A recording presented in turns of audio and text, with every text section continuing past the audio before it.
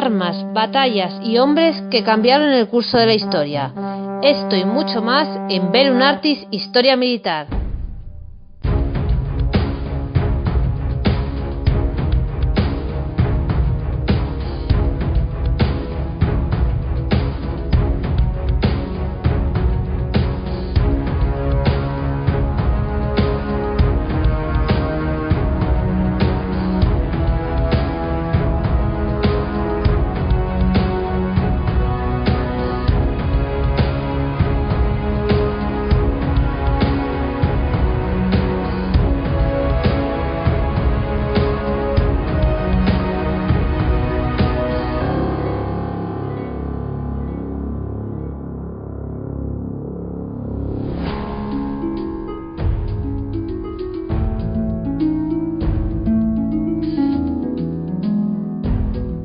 Hola a todos, soy Francisco García Campa y estas son las historias habladas de Bellum Artis Historia Militar. Poneros los abrigos, las gafas para la ventisca y no os olvidéis, por supuesto, de vuestro casco. Nos dirigimos al Polo Norte para conocer cómo será o no será el Polo Norte un futuro campo de batalla.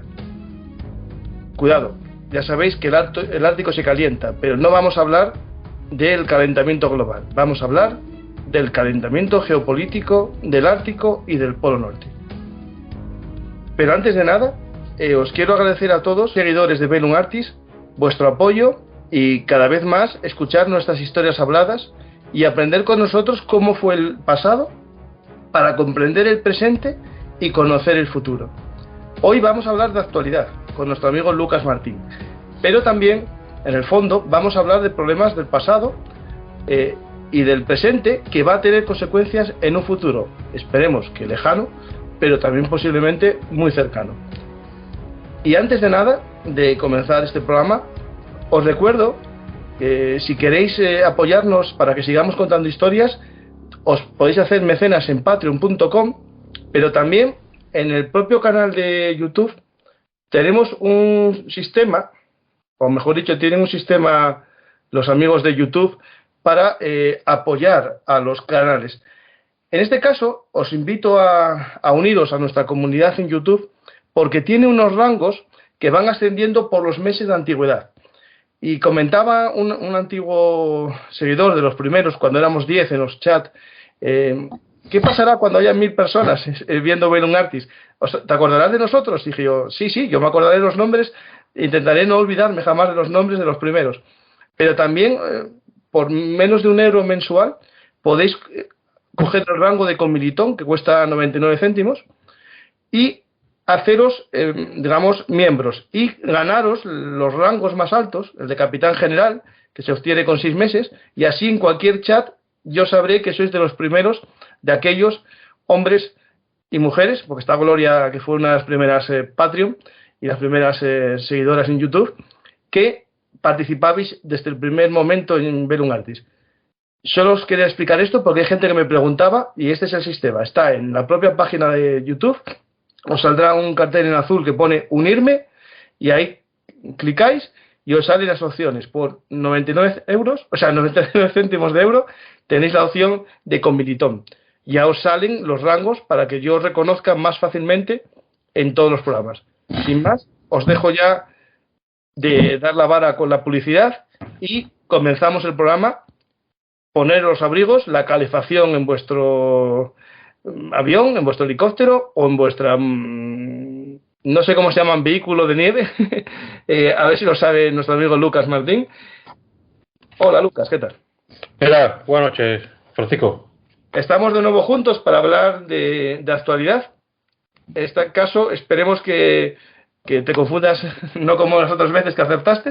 Esperemos que hoy vamos a hablar de un escenario que esperemos que quede ahí, que se caliente, porque a lo mejor se va a calentar, pero que se caliente geográficamente, ¿no? Digamos geológicamente, no geopolíticamente.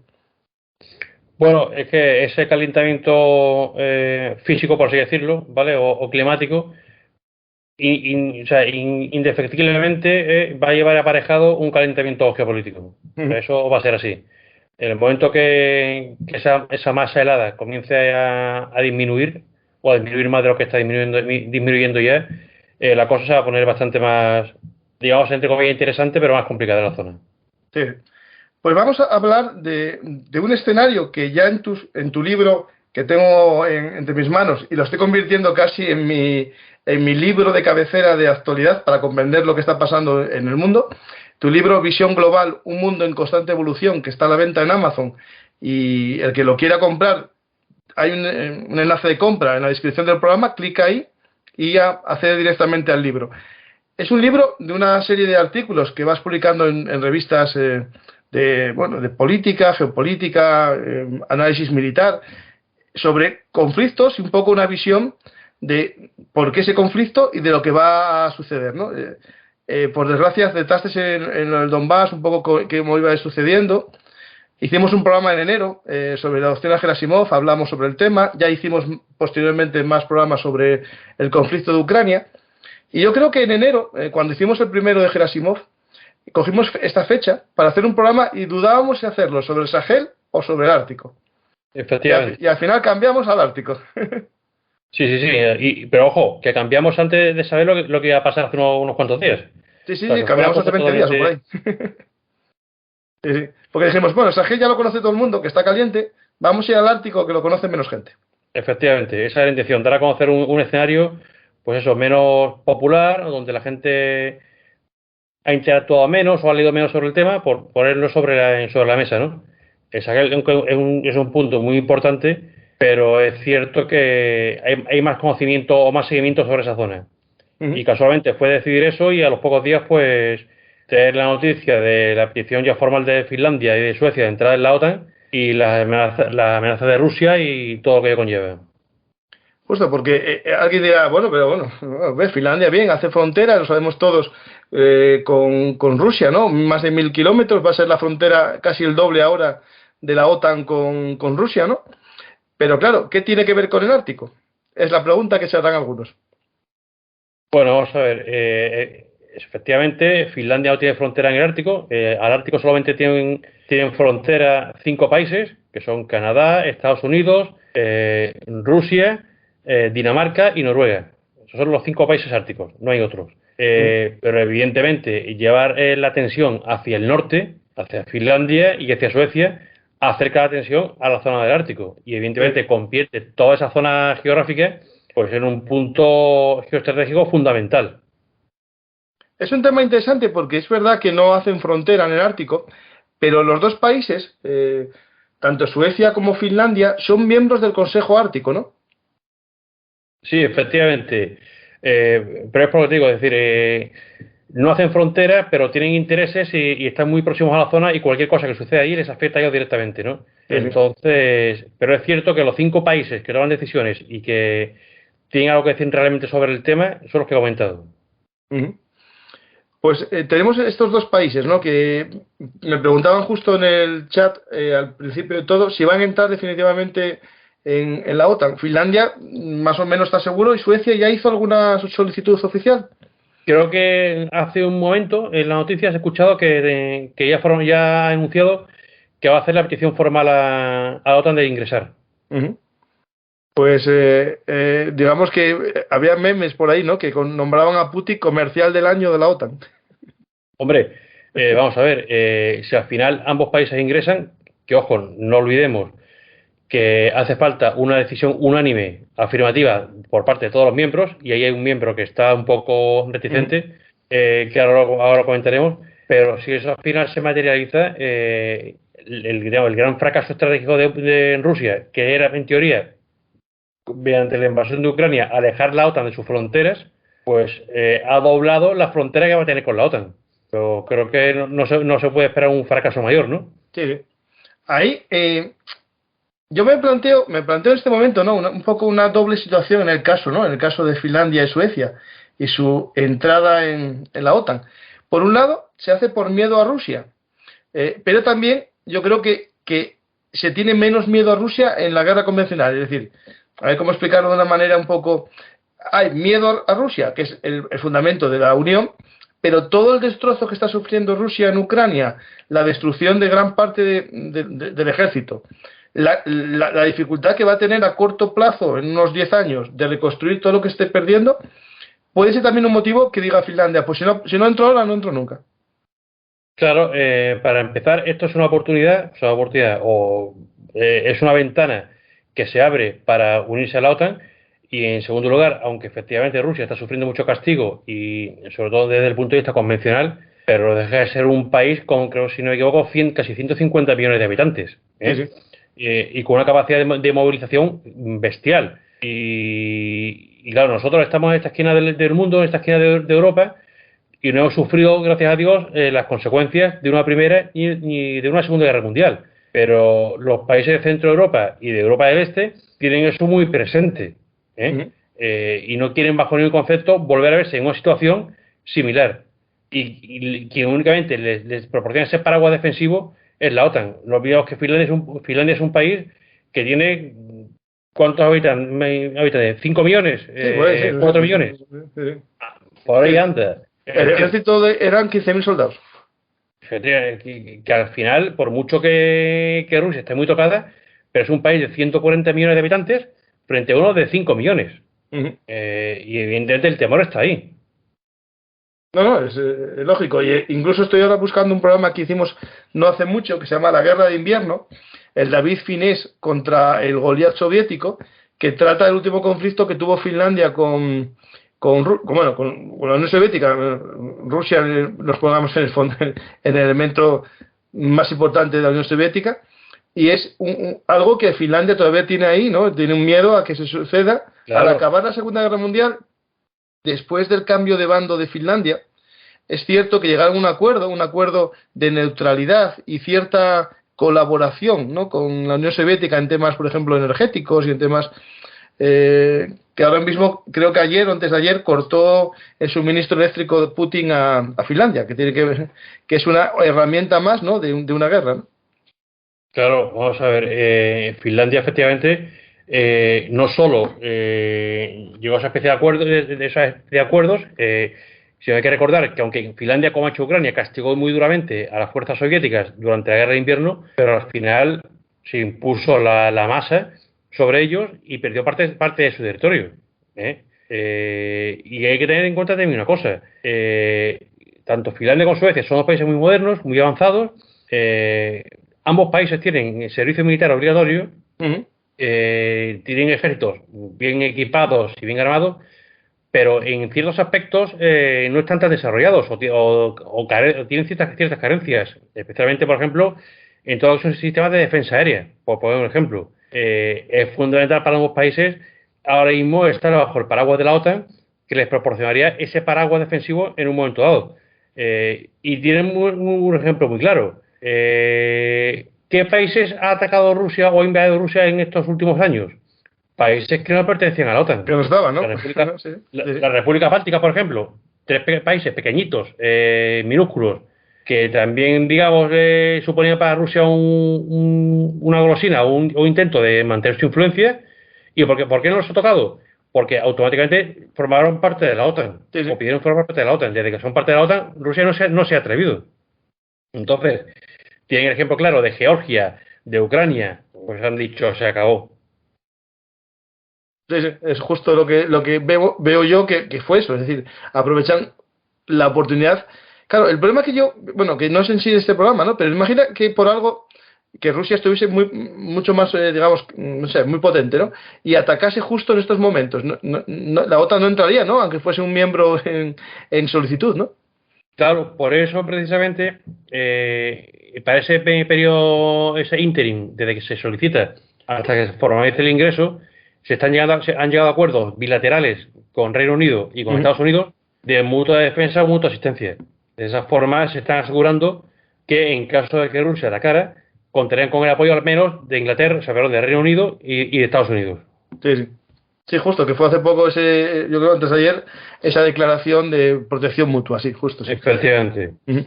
Pues tenemos este tema que tiene que ver con el Ártico, porque es cierto que estos dos países, Suecia y Finlandia, no están justo en el Ártico, no están justo en el círculo polar ártico, pero sí que históricamente los territorios que están al norte de Suecia y de Finlandia, que ahora son de Rusia, antiguamente sí que durante un periodo correspondieron a ellos dos, y también por lo que tú dices, son los países que más cercanos están. De hecho, todos los países, digamos, estos escandinavos, al final, forman parte también de ese Consejo Ártico, porque Dinamarca, al ser el estado, ¿no?, de Groenlandia, entra también por ahí. Efectivamente. La razón de ser de Dinamarca es precisamente Groenlandia, y lo que hace que se considere a Dinamarca un estado ártico también, como los otros cuatro. Quizás es el que tiene menos porción, pero es otro país que tiene mucho que decir ahí. Hay que tener en cuenta que en el Ártico hay dos temas fundamentales en torno a los cuales gira el interés del Ártico. Uno es los recursos energéticos, que estamos viendo todos a día de hoy, y con ese pronosticaba que va a ser motivo de enfrentamiento, de lucha y de fricción, ¿vale? Principalmente gas y petróleo. Y otro eje sobre el que pivota toda la importancia del Ártico es el tema de las rutas marítimas. A día de hoy, la ruta del norte, la ruta que pasa por el Ártico, no está abierta del todo. Quiero recordar, y yo tengo publicado un artículo que, cuando publiqué el artículo, creo que fue en el año 2017, hubo solamente 9 barcos cruzaron, 17 barcos cruzaron por esa ruta, pero debido al calentamiento global y al avance de la tecnología de rompehielos, en este caso nucleares, que sobre todo Rusia ha empeñado mucho en ello, pues la intención es poco a poco ir abriendo esa ruta. Si esa ruta se abre, el beneficio que eso supondría sería impresionante. Sí. Porque acortaría, creo, si no me equivoco, en 5.000 millas náuticas el trayecto que hacen a día de los barcos, por ejemplo, entre Asia y Europa, entre Corea y Rotterdam. Pero tengo yo el dato, Lucas, más o menos para que lo veamos. El dato si se deshiela lo que es la ruta o los meses de deshielo, porque básicamente son 2 meses los que se navega. El barco, uno en el 2014, que atravesó, creo que desde Canadá, llevando níquel a China, y fue justo en una ventana que hay de 1 mes y pico de deshielo, con rompehielos, ¿no?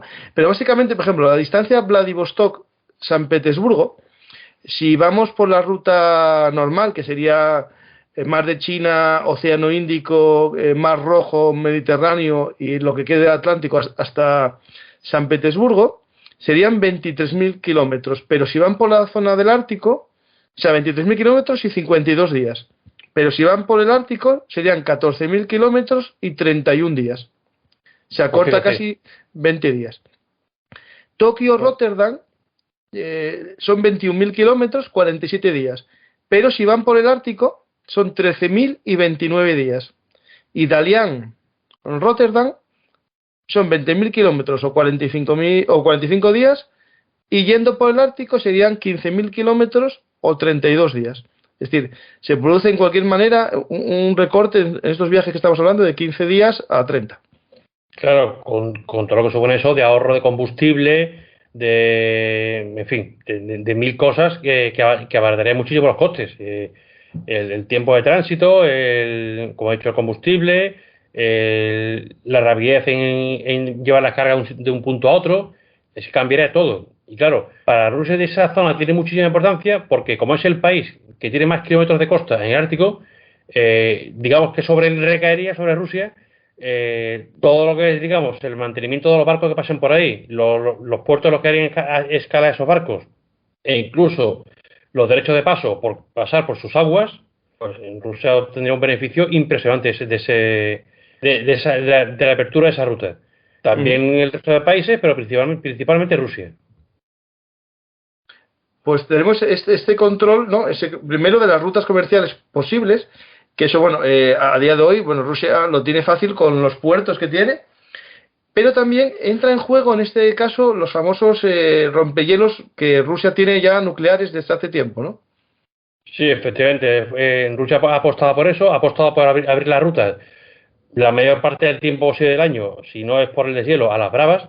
Y si tenía un proyecto en su época, hablo de año 2017-2018, de fabricar 7 rompehielos nucleares más, aparte de los que ya tiene. No sé ahora mismo con todo el tema de la guerra y demás en qué estado están, pero evidentemente esa flota de rompehielos nucleares es fundamental para Rusia. Claro, pero ¿sería para mantenerlo todo el año o no? Eso no. Hombre, eso va a depender mucho de las condiciones climáticas y si son capaces de hacerlo. A día de hoy, ellos están pensando a futuro con este tema del calentamiento global y de la reducción de la masa de hielo, que esos rompehielos nucleares ayuden, ¿vale? Pero mantenerlo todo el año complicado. Sí, no, yo lo veo muy complicado, claro. Porque, bueno, es cierto que al final, por ejemplo, lo hacen las focas, ¿no? Manteniendo el agujero por el que respiran, van todo el rato entrando y saliendo y no se logra consolidar el cierre, ¿no? Bueno, pero eso, digamos, serían acciones ya llevar a posteriori una vez que sean capaces de mantener la ruta abierta. Pero de Sí, momento, claro. Tienen que abrirla primero. es abrir. Primero es abrirla y mantenerla un tiempo prudencial. Sí. Y después ya empezar a utilizarla. Ujú. Y podemos un poco, porque hay mucho que hablar aquí, hay que hablar de estas rutas comerciales, hay que hablar de las materias primas, la energía. Un poco podemos empezar, yo creo que casi primero, ¿por qué recursos estamos hablando? Es decir, tenemos esta ruta, ¿no? Acortamiento de las rutas comerciales que implicarían que gran parte del comercio Asia-Europa, en vez de hacerse pagando el peaje del canal de Suez y pagando los puertos, por ejemplo, Singapur, sea pagando los puertos, ¿no? Y también, me imagino, que pagando el mantenimiento de estos rompehielos. Es decir, yo Claro. entiendo que Rusia cobraría, ¿no? Como una especie de peaje por el mantenimiento de la carretera. Evidentemente, es decir, los derechos de paso son sus aguas, son ellos los que se van a encargar de mantenerlas abiertas. Por lo tanto, ojo, la mayor parte, porque hay otros países que también tienen costa ahí, pero digamos que Rusia, al tener la longitud de costa mayor, pues es quien más beneficio obtendría. Y evidentemente, al ser quien llevaría el peso de la apertura o mantenimiento de esa ruta abierta, pues como tú bien dices, buscarán la forma de cobrar por ello. Uh-huh. Ahí, entre todo lo que estamos diciendo, el tesoro, ¿no? Hace poco hice una pizarra de Paco que invito a la gente a ver, que se llama El botín oculto de Ucrania, ¿no? Qué materias primas hay debajo, qué cosas interesantes hay como litio, ¿no? Aquí, cuando estamos hablando del Ártico, claro, la gente a priori, ¿no? Lo que nos viene a la cabeza, bueno, es el Ártico, esta ruta comercial, ¿no? Marcha el hielo, perfecto, ¿no? Marcha el hielo, pasan los barcos, pero lo que es más interesante todavía, casi, es lo que hay debajo del agua. Claro, en parte se sabe y en parte se supone que las mayores reservas que quedan en toda la Tierra de recursos naturales y recursos energéticos están en el Ártico. Hablamos principalmente de petróleo y gas, que eso ya está comprobado, y seguramente pues estaremos hablando de tierras raras, de metales raros, con el famoso telurio y demás, ¿vale? Que a día de hoy son fundamentales.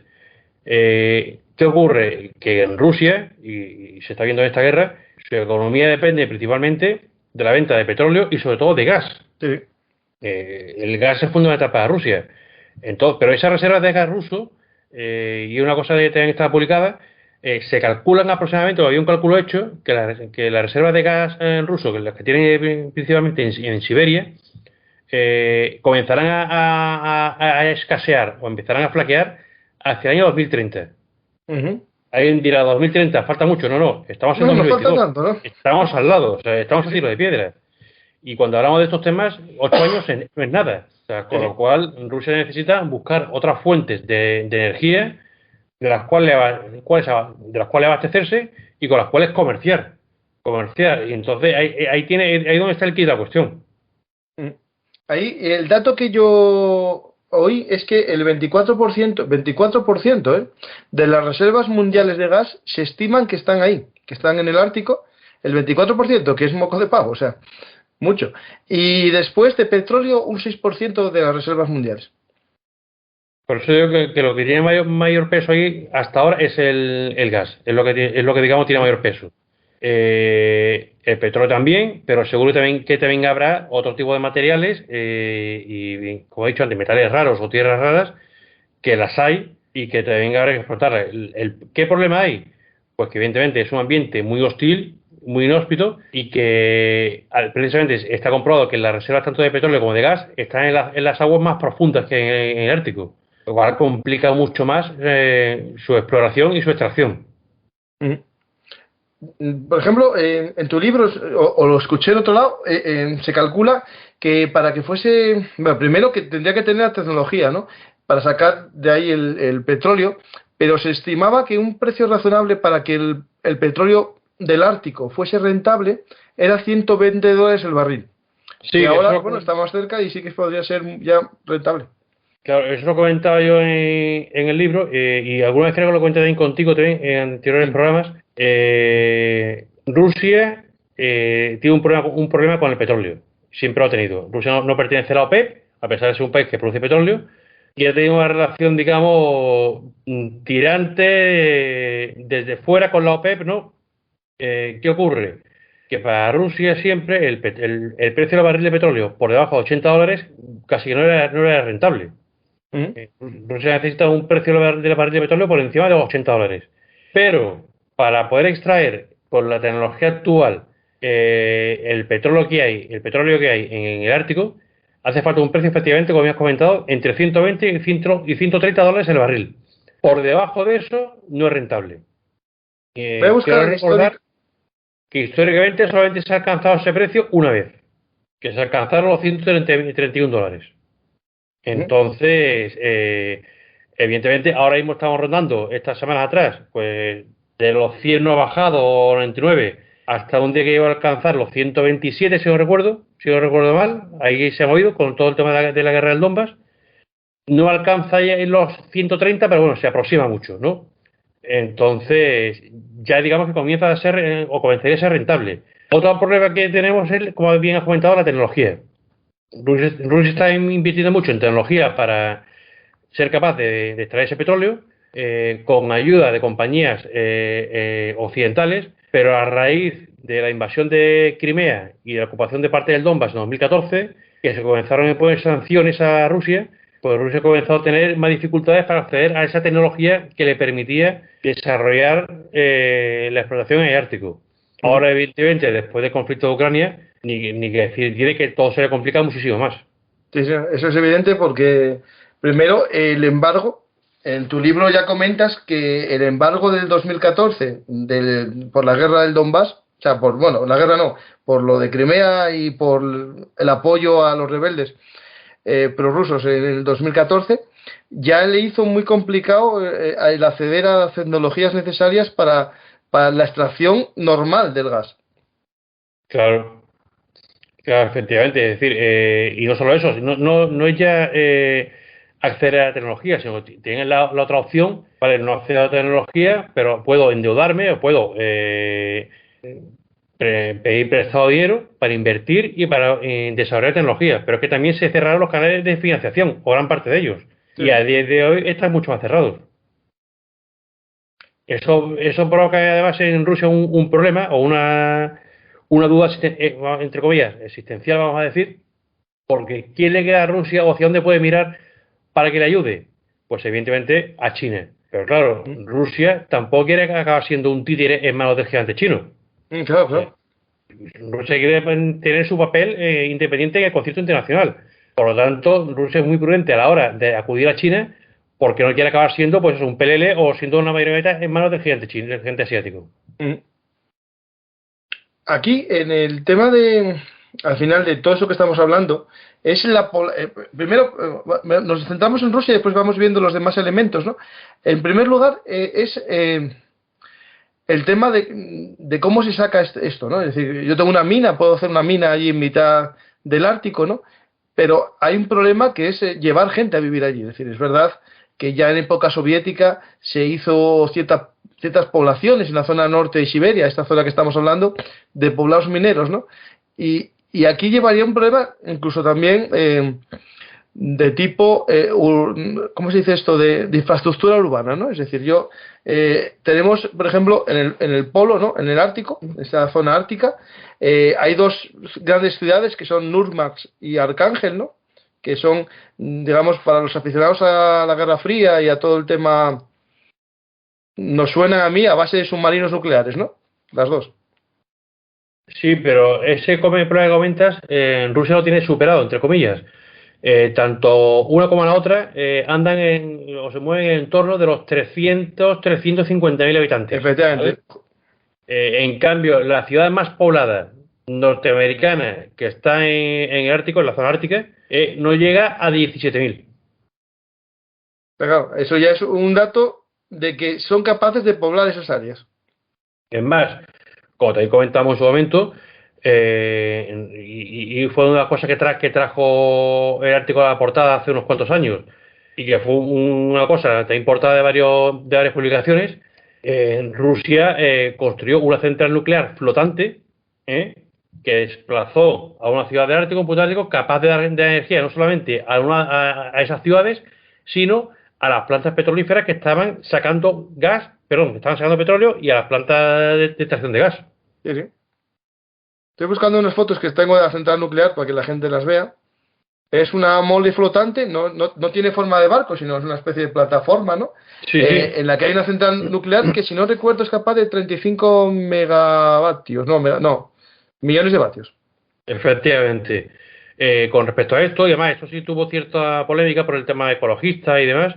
Hay que recordar que lo mencionó en el artículo, que en el año 75 Estados Unidos utilizó una plataforma muy similar en Panamá. Uh-huh.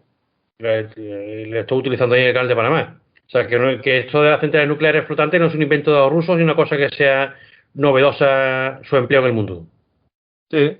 Al final es como digamos, muy similar al motor que lleva un portaaviones o un submarino nuclear, lo único que más que dedicado a generar el movimiento del propio barco, a generar electricidad. La propulsión, ¿no? Lo que hace es generar electricidad, efectivamente. Sí. No sé si tampoco, no es como, ¿cómo explicarlo? No es como una mini central nuclear normal, ¿no? Es más parecido al sistema de un barco. Sí, sí. Y no es, como bien dice, no es central nuclear al uso único las que podemos ver en tierra. Pero bueno, al final el funcionamiento es el mismo y el resultado pues es el que hemos comentado.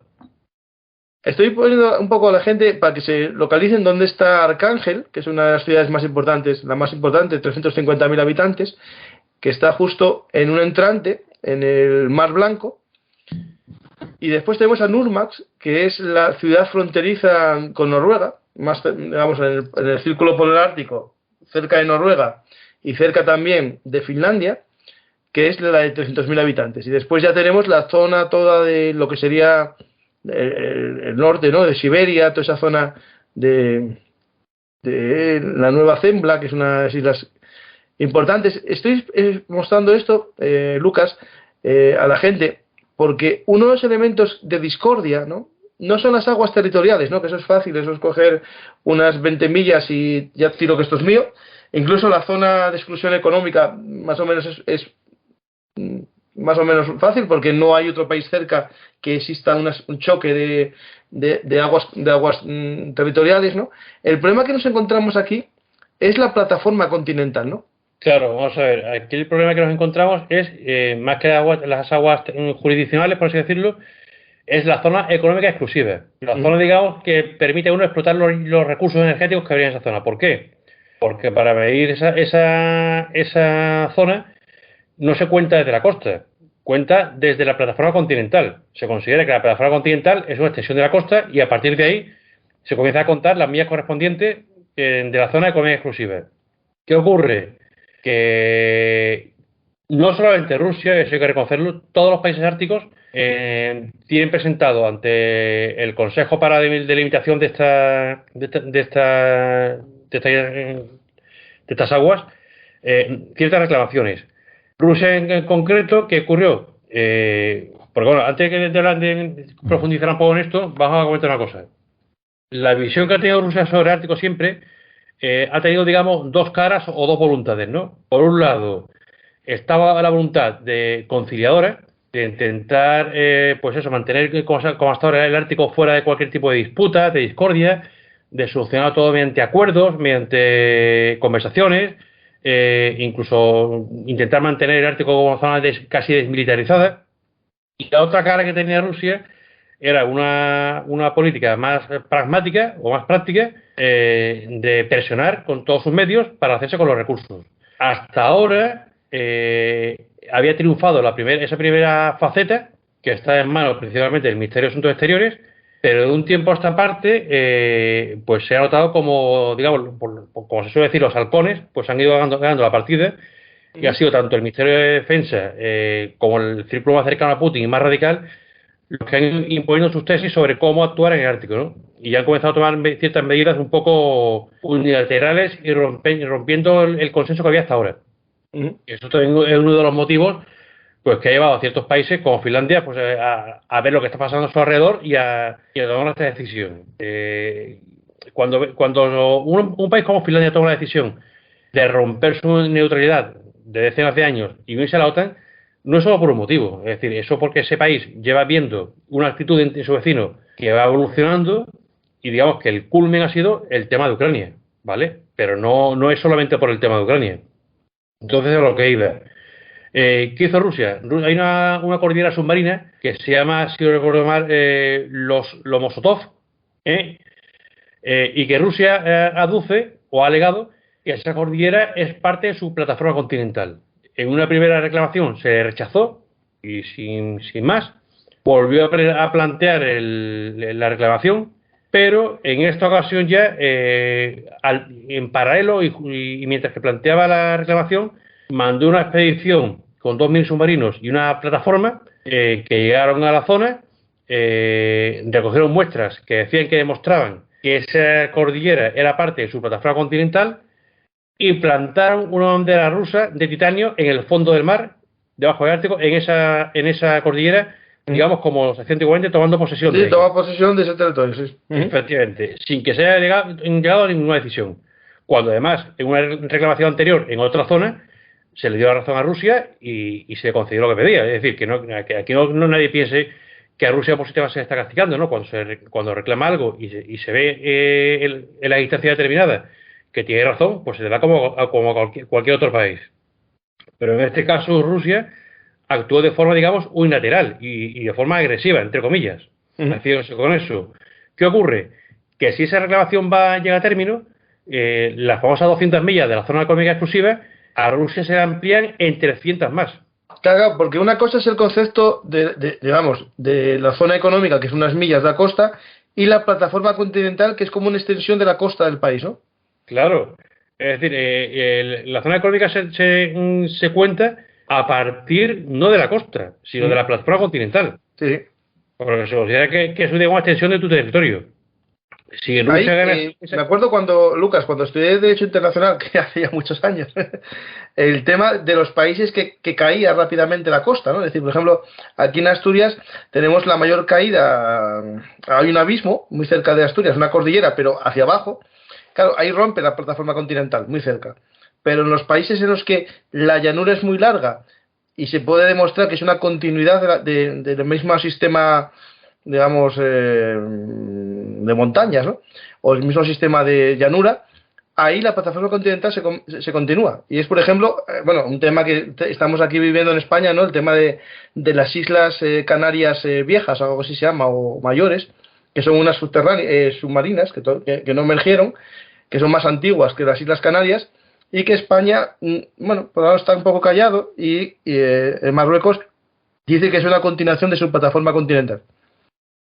Claro, ahí habría que ver, efectivamente, claro, ese problema suele estar por lo general en las islas, los terrenos, los territorios que son de origen volcánico, que han emergido por una erupción volcánica, y como tú dices, en el momento que se va para un poquito de la costa, cae hacia abajo al abismo y ya no hay plataforma, ¿no? Pero claro, en este caso, en el caso de Rusia, si se le concediera esa petición, o si se hace con ello, pues se extendería en 300 millas más. ¿Eso qué quiere decir? Que la mayor parte de los recursos naturales que hay en el Ártico caerían bajo poder ruso. Sí. Y ahí entraría una disputa que en sí no llegaría en kilómetros a ningún otro país, no llegaría a ocupar territorio, pero sí casi llegaría al Polo Norte, justo. Claro, aquí se trata aquí ya la competencia o la pugna es por hacerse con el control de los recursos que se saben que están ahí. Porque todos sabemos que los recursos son limitados, principalmente, como hemos dicho, gas y petróleo, y que se haga con esos recursos, pues tendrá evidentemente la llave de muchas cosas. Sí.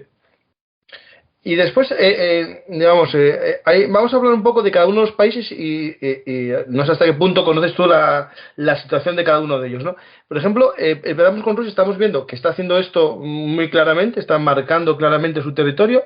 De hecho, está no creando, sino fortaleciendo su ejército en esa zona y creando unidades árticas, ¿no? Sí, en Rusia ya hace unos años que...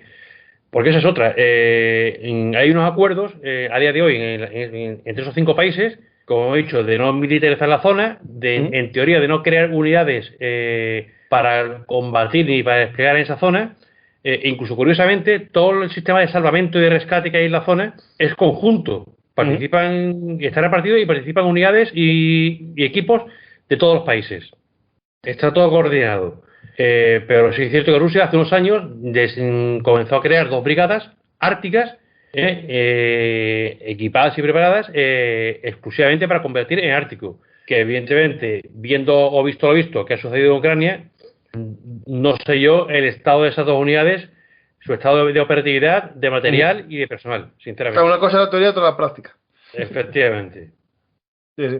De hecho, una de las cosas que hizo Rusia para marcar un poco el territorio fue el envío de un submarino nuclear también al Ártico. Espera si tengo la foto yo.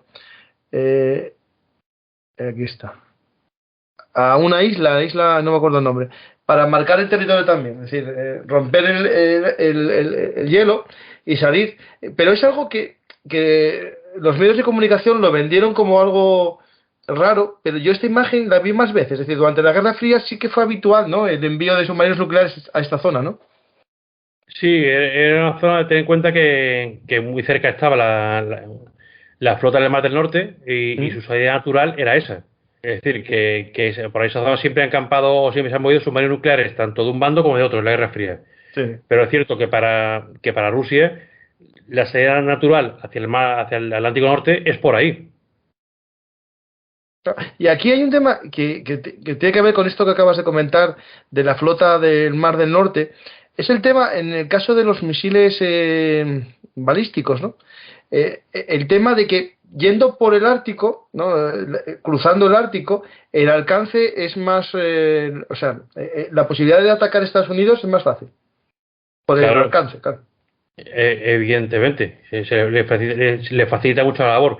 Es curioso porque, y te lo comentaba en el artículo, el tema del deshielo en el Ártico, de convertir aquella zona en transitable, es una contradicción para Rusia, porque ahora mismo, digamos, lo que protege y lo que da protección a su flota del Mar del Norte es la capa de hielo, es el hielo. Sí. Protege sus puertos árticos de cualquier tipo de aproximación del enemigo, ¿vale? En el momento que esa ruta sea transitable, esa protección la pierden. Por el contrario, ganan en rapidez en salida hacia el Atlántico Norte, como he comentado. Ahí, hablando de la flota del Mar del Norte, en la época soviética, bueno, era potente, tenía sobre todo el tema submarinos, ¿no? Y algún de estos de misiles, crucero de misiles, como el Moscú, que se hundió que hundieron hace poco, o se hundió, según los rusos, hace poco en el Mar Negro. Tenían varios por ahí, porque esto lo sé yo de época de joven, Lucas. Había un videojuego que era el Red Storm Rising, que era basado en los libros de Tom Clancy, que había uno, Tormenta Roja, que era el comienzo de la Tercera Guerra Mundial, se producía por un ataque soviético a Islandia y después empezaban a atacar el resto de Europa por tierra. Digamos, ahí había la flota del Mar del Norte, pero lo que yo oí recientemente es que esa flota del Mar del Norte no se vio modernizada, es decir, la inversión que hizo Rusia, bueno, la que hizo, o la que tendría que haber hecho en su armada, no fue muy grande aquí en el Mar del Norte, ¿no? Efectivamente, se volcó más quizás en la flota del Pacífico, es a la que se le dio más importancia.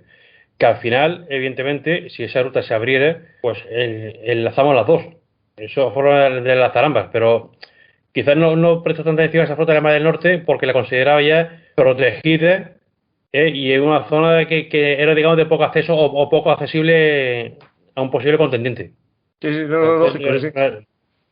Ahí yo me acuerdo, Lucas, tú que eres amante de la historia, los famosos, en la Segunda Guerra Mundial, los convoys de Arcángel y de Nuremberg que enviaban los británicos y los americanos lo de Préstamo y Arriendo, que iba por ahí todo el Ártico. Sí. Esa zona sí es navegable en verano, es decir, hasta ahí más o menos es lo que es navegable. A partir de ahí las complicaciones se hacen más al norte, pero justo lo que es la costa de Noruega y la costa de Nurmax, que sería la parte norte de la Tierra, ¿no? De la zona de la península escandinava, ¿no? Esa zona de por ahí era el mar de la flota del Mar del Norte, y su misión, si no recuerdo mal, era asaltar los convoys que en el caso, años 60, años 70, que Estados Unidos enviase a Europa de refuerzos, atacarlos por esa flota del Mar del Norte. Claro, era cortar esa ruta de abastecimiento, era su misión principal. En caso de conflicto con la OTAN, en este caso, pues aislar esa vía de abastecimiento y dejar solamente la otra vía. Sí.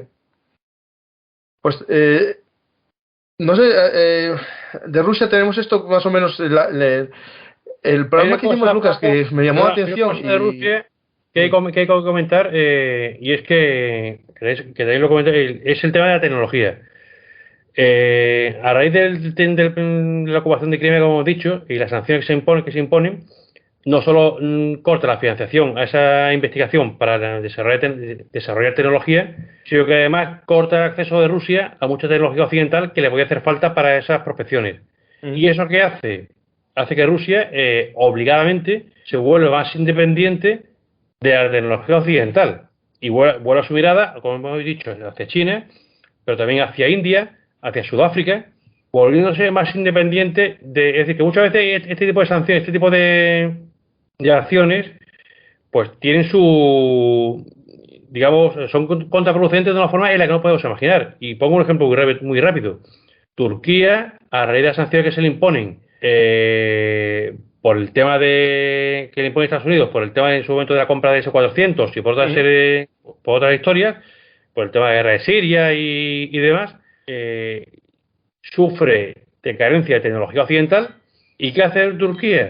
Pues decide independizarse de la tecnología occidental. Y es a partir de ese momento cuando empiezan a desarrollar la industria de UAVs, gran parte de su industria militar, alcanzando a día de hoy una independencia en términos militares aproximadamente del 70%. Eso es vital. O sea, un país que no dependa de otro en una guerra es vital. Claro, de hecho, pero es lo que se dice hacer de la necesidad virtud. Es decir, a mí me imponen sanciones y ¿qué hago? Tengo que seguir trabajando, tengo que seguir buscándome la vida. Y pues en parte eso fue lo que hizo Rusia, ¿no? Volverse más independiente de la tecnología occidental. Ahí, mira, oyendo a Óscar Vara, que tiene un canal, Geopolinómicos, hablaba sobre el Iskander y decía que los chips que utilizaba el Iskander, que eran tecnología estadounidense, que me llamó la atención, porque Estados Unidos no sé cómo permite vender, a lo mejor son chips de esos de doble uso o algo así. Claro, seguro. O sea, ten en cuenta que muchísima tecnología es de doble uso, o casi toda, ¿no? A día de hoy, cualquier chip, cualquier circuito te puede servir para una cosa o para otra. Pero bueno, también hemos visto mucha tecnología francesa en carros de combate en rusos, perdón, e incluso en aviones, es decir, que eso se está haciendo. Déjame pensar qué más podemos ir sobre Rusia y su interés en el Ártico. Lo podemos dejar aquí, después lo que vaya saliendo a lo mejor con preguntas. Tenemos Canadá y Estados Unidos, ¿no? Tienen también, sobre todo Canadá, gran parte, ¿no? Digamos a lo mejor un tercio o un cuarto, ¿no?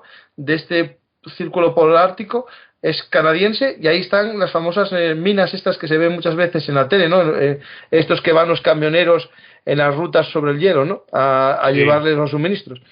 Pero Canadá tiene alguna política también, digamos, de exigencia de territorio, o con lo que él tiene, digamos, terrestre le vale. No, yo le he comentado, todos los países árticos, todos tienen, en una medida u otra, han presentado alguna reclamación sobre el tema principalmente de las aguas de la plataforma continental para el tema de la zona económica exclusiva. Todos tienen alguna reclamación planteada. Lo que sí es cierto es que la política de Canadá hacia Ártico, siendo el segundo país que más kilómetros tiene, no es tan agresiva ni tan proactiva como la puede ser por parte de Rusia. Voy a poner un poco para que la gente se sitúe, sobre todo para los terraplanistas que no tengan problema de orientación. Tenemos aquí la costa canadiense, ¿no? Que es una de las más grandes, digamos, el segundo país más grande del mundo, ¿no?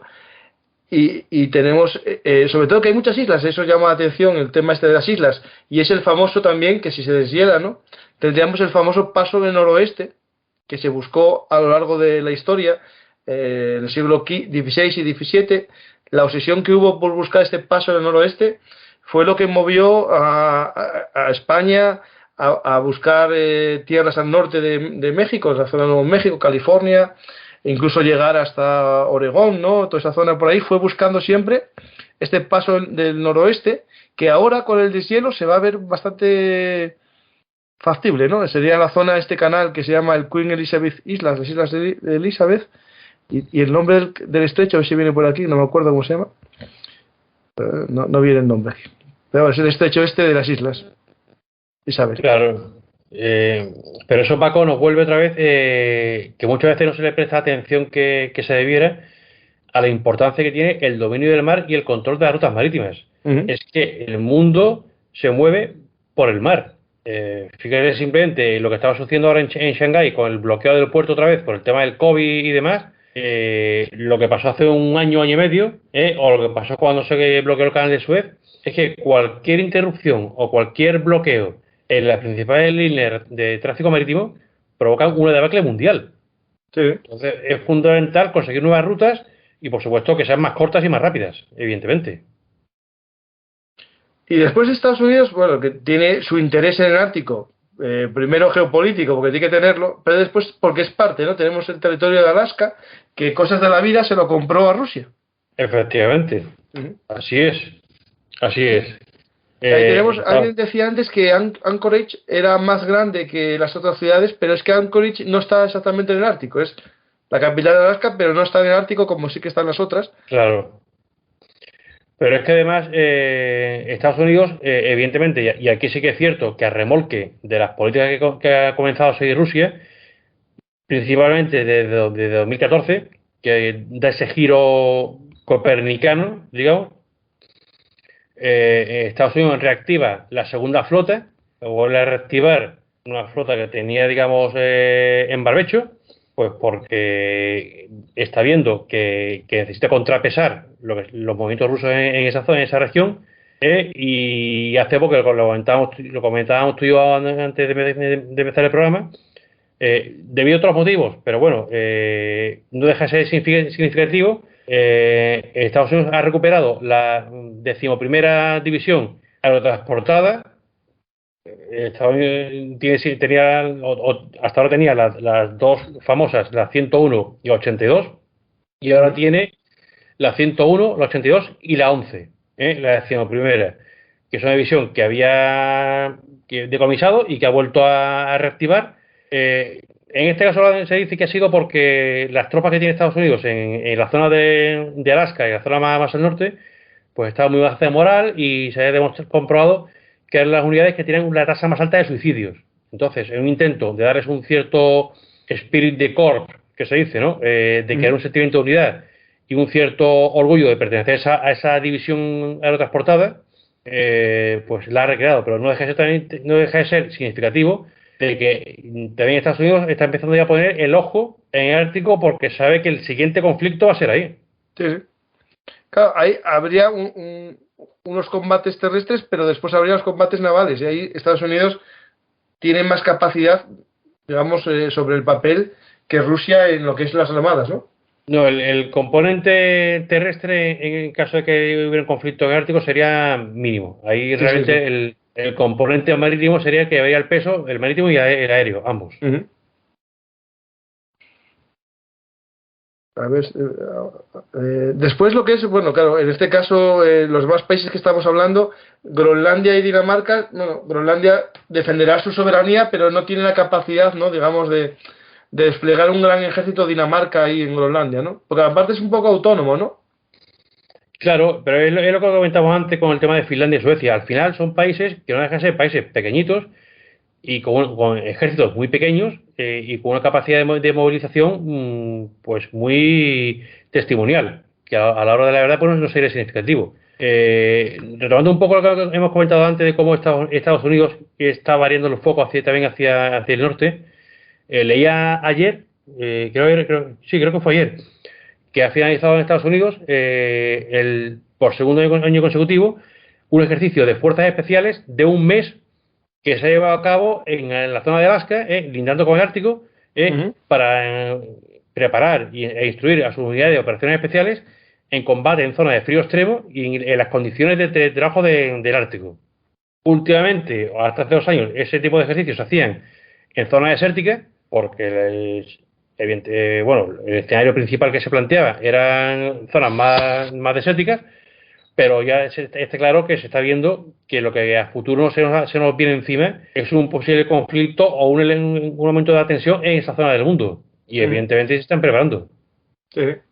Me imagino que ante este conflicto, si no hubiese saltado a Ucrania, hubiese sido más caliente, ¿no? Es decir, preguntas que te hago, es decir, como está ahora mismo el ambiente, se puede calentar y desmadrar de cualquier manera, pero a lo mejor la fuerza que tenga Rusia para hacer una guerra, ¿no?, en ese escenario ártico se vea reducida, ¿no? Fíjate que yo pienso lo contrario, es decir, el que Rusia haya dado el paso que ha dado en Ucrania, que dio y vuelvo a siempre, en Rusia el paso que ha dado en Ucrania no lo dio en febrero, lo dio en 2014, y no olvidemos eso, que de 2014 hasta hoy, en esa zona de Ucrania ha habido guerra, y ha habido guerra porque Rusia se inmiscuyó en un país vecino, ocupó la península de Crimea y ocupó parte del Donbass. A pesar de que dijeran que eran rebeldes y que eran independentistas en el Donbass, había fuerzas regulares rusas. Y eso es innegable, ¿vale? Los hombres de al contrario, lo dice mintiendo. Así lo digo directamente, ¿vale? O no quiere ver la realidad.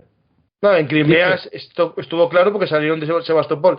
En el otro lado eran los famosos hombres de verde que iban sin emblemas, ¿no? Pero iban con equipación militar. Los famosos, los Little Green Men, que decían. Pero bueno.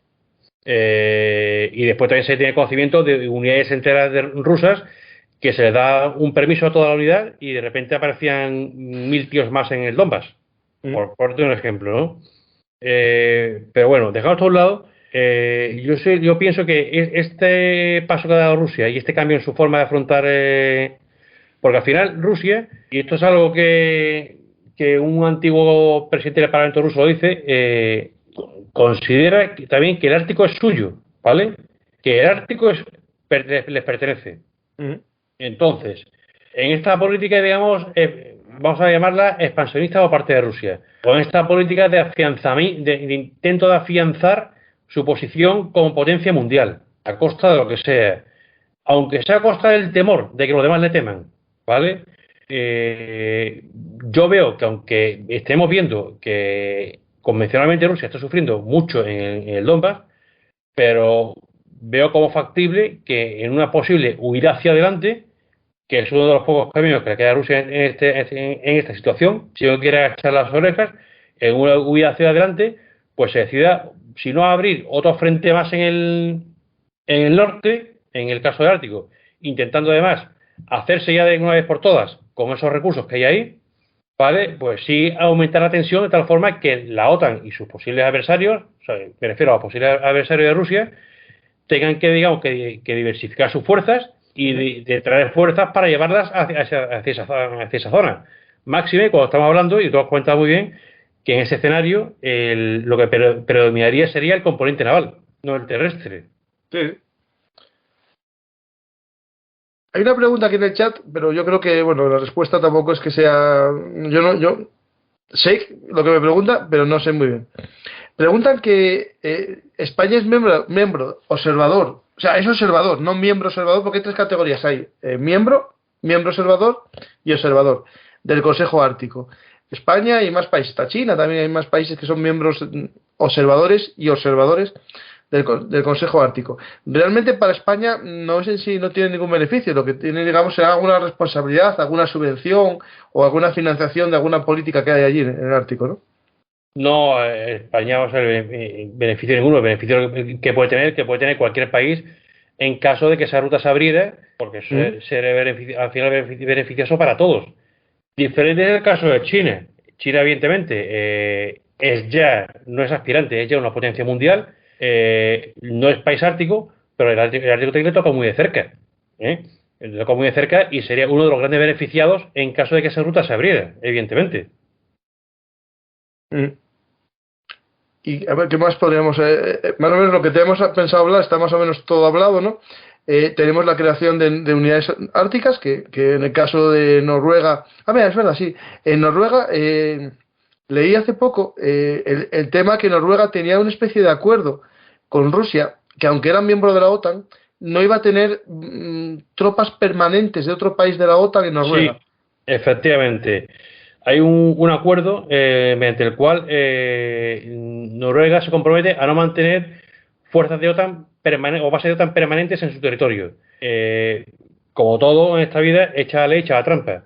¿Cómo se ha sorteado eso? Pues periódicamente unidades militares, principalmente de los marines, se desplazan a Noruega a realizar ejercicios o maniobras o algún tipo de entrenamiento, de todas formas que siempre y permanentemente varias unidades de los marines destacadas en Noruega.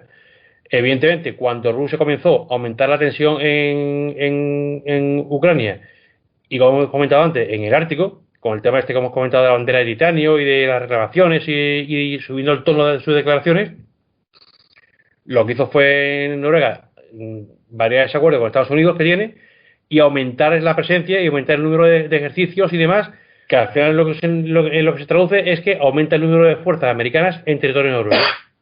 Pero es cierto que hay un acuerdo con Rusia de no mantener permanentemente tropas de la OTAN en su territorio.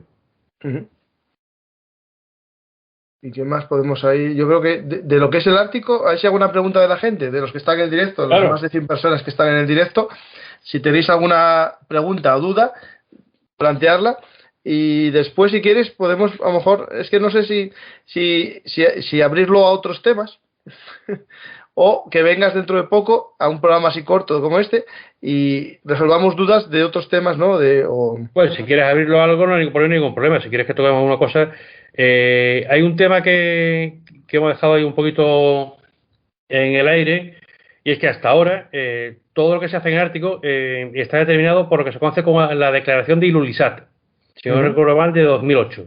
Ahí es donde todos los países árticos, los 5 países, llegan al acuerdo, lo que hemos comentado al principio, de no llevar a cabo ejercicios militares en la zona, llegan a ese acuerdo de todas las operaciones de rescate hacerlas de manera conjunta, de ninguna disputa entre países en la zona ártica llevarla por otro medio que no sea a través del Consejo Ártico y de la negociación, hasta tal punto que hay dos cosas muy importantes. Primero, la OTAN nunca ha usado el Ártico como zona de ejercicios, ni zona de sus operaciones, como digamos, como medida de buena voluntad. Y segundo, por ejemplo, los UAVs americanos que patrullan en la zona del Ártico son UAVs desarmados, nunca van armados. ¿De acuerdo? O sea, en otras zonas del mundo que no estén en conflicto, ¿pueden patrullar armados los UAV? Sí, bueno, Estados Unidos sus UAV cuando decide emplear los armados lo hace donde quiere y como quiere. Pero concretamente en el Ártico, que además tiene aguas suyas y tiene espacio aéreo suyo, sus UAVs no van armados. Claro, porque consideran, digamos, es una forma de decir esto no es una zona de guerra. Claro, no, es una medida de buena voluntad, sí, ¿vale? Hacia el resto de países de buena voluntad.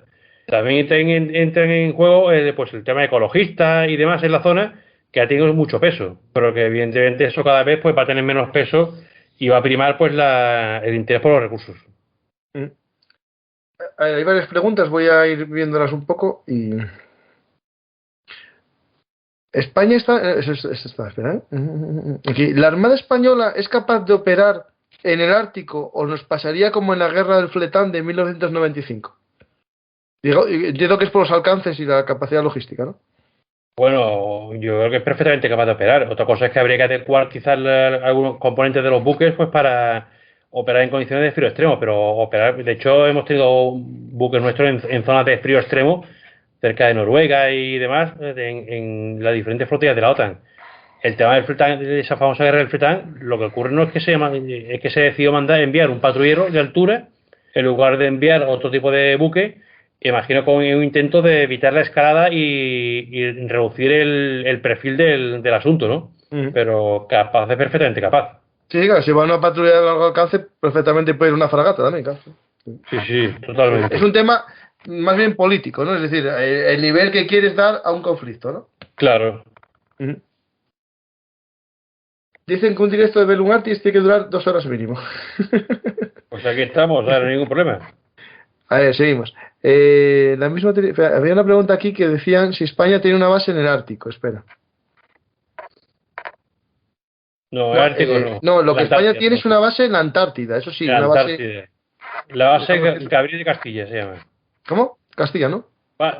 Está la base Gabriel de Castilla y la base Juan Carlos I, son dos. Vale. Y después está el Hespérides, que es el barco científico este de la Armada, ¿no? Efectivamente, que es el que se desplaza a esa zona. Pero en el Ártico no me suena a mí que tenga nada, porque no puede... No, en el Ártico no tengo nada, pero ni España ni nadie, ¿eh? Sí. O sea, el Ártico es una zona totalmente desocupada y desmilitarizada. Hay uno que dice en el chat una cosa que es cierto, bueno, lo voy a explicar porque es un poco... lo que es preocupante no es que se caliente el Ártico, sino la Antártida. Entiendo que es por el tema del deshielo, porque cuando se deshiele el Polo Norte, como está flotando en el agua, no se va a producir un aumento de la masa de agua en el mar, pero si se deshiela la Antártida, sí se produciría una subida del nivel del mar. Claro, aquí, especialmente para este oyente, no hemos entrado a tocar temas climáticos en profundidad de nada, porque primero no es nuestro campo, al menos no es el mío, y segundo porque, digamos, todo lo que suceda en el Ártico, el tema climático lo favorecería o lo impediría, ¿vale? Pero no es un tema, digamos, que vaya a condicionar la acción de que se vaya a llevar a cabo en el Ártico. No sé si me explico. Es decir, nadie se va a preocupar de que el medio ambiente se vea afectado si se lleva a cabo algún tipo de acción en el Ártico. Hasta ahora se tenía cierto cuidado, pero ya hemos visto que la postura de Rusia es la que es, y es quien está poniendo el foco ahora en esa zona del mundo. Dice Miguel Traviesa que el aumento del nivel del mar no es porque se funda el hielo, sino por la dilatación térmica del agua. Bueno, sí, si está caliente es más, todo cuerpo es más... Sí, claro, sí, también sí. Yo en eso, bueno, tengo mis dudas sobre todo, ¿no? Pero bueno, es muy complejo. Pero es cierto que si está caliente, un cuerpo es siempre un poco más amplio que si está frío, eso es cierto también, sí. Mira, pero eso Miguel, no había caído yo en ello. Yo tengo mis opiniones personales y mi idea sobre el tema del cambio climático, ¿vale? Que tampoco viene al caso ahora, pero también es cierto que si entramos en ese ámbito científico, pues ahí ya reconozco que patir un poco, ¿eh? Entonces tampoco me quiero meter porque puedo pegar un patinazo considerable. No, yo tampoco, ¿no? Pero bueno, es cierto que yo siempre oí que era más peligroso el calentamiento de la Antártida que del Ártico. Preguntan si los chinos, si China se ha comentado algo sobre el tema, es decir, como observador, si China le preocupa quién es el dueño o mientras le dejen pasar no hay problema ninguno. O sea, a China le preocupa evidentemente, primero porque, como he dicho antes, China ya ha pasado de ser aspirante a potencia mundial a ser una potencia mundial, que tiene mucho que decir y que va a tener mucho más que decir a futuro. Pero hay alguna cosa que China sabe y es evidente. China no puede tener ningún tipo de reclamación sobre la zona de Ártico ni sobre sus recursos porque no está ahí, ¿vale? Es como si lo hiciera España. No tiene sentido. Pero sí es cierto que uno de los principales países beneficiados en caso de que se abra esa ruta sería China. Porque evidentemente una vez que se abra hacia el Pacífico, pues el primer país que se en cuenta es de China, ¿eh? Y para un país como China que vive del comercio, de sus exportaciones y que tiene ese tráfico marítimo tan impresionante, pues que las rutas se acorten y se aligeren los plazos, eso a China evidentemente le beneficia sí o sí. Mucho más si es un país aliado o semialiado de aquel que tiene más kilómetros de costa, que tiene los derechos de paso y que tiene los puertos en los que tus barcos se van a tener que mantener. Algún beneficio vas a obtener, seguro. Pues China está muy pendiente de eso, evidentemente.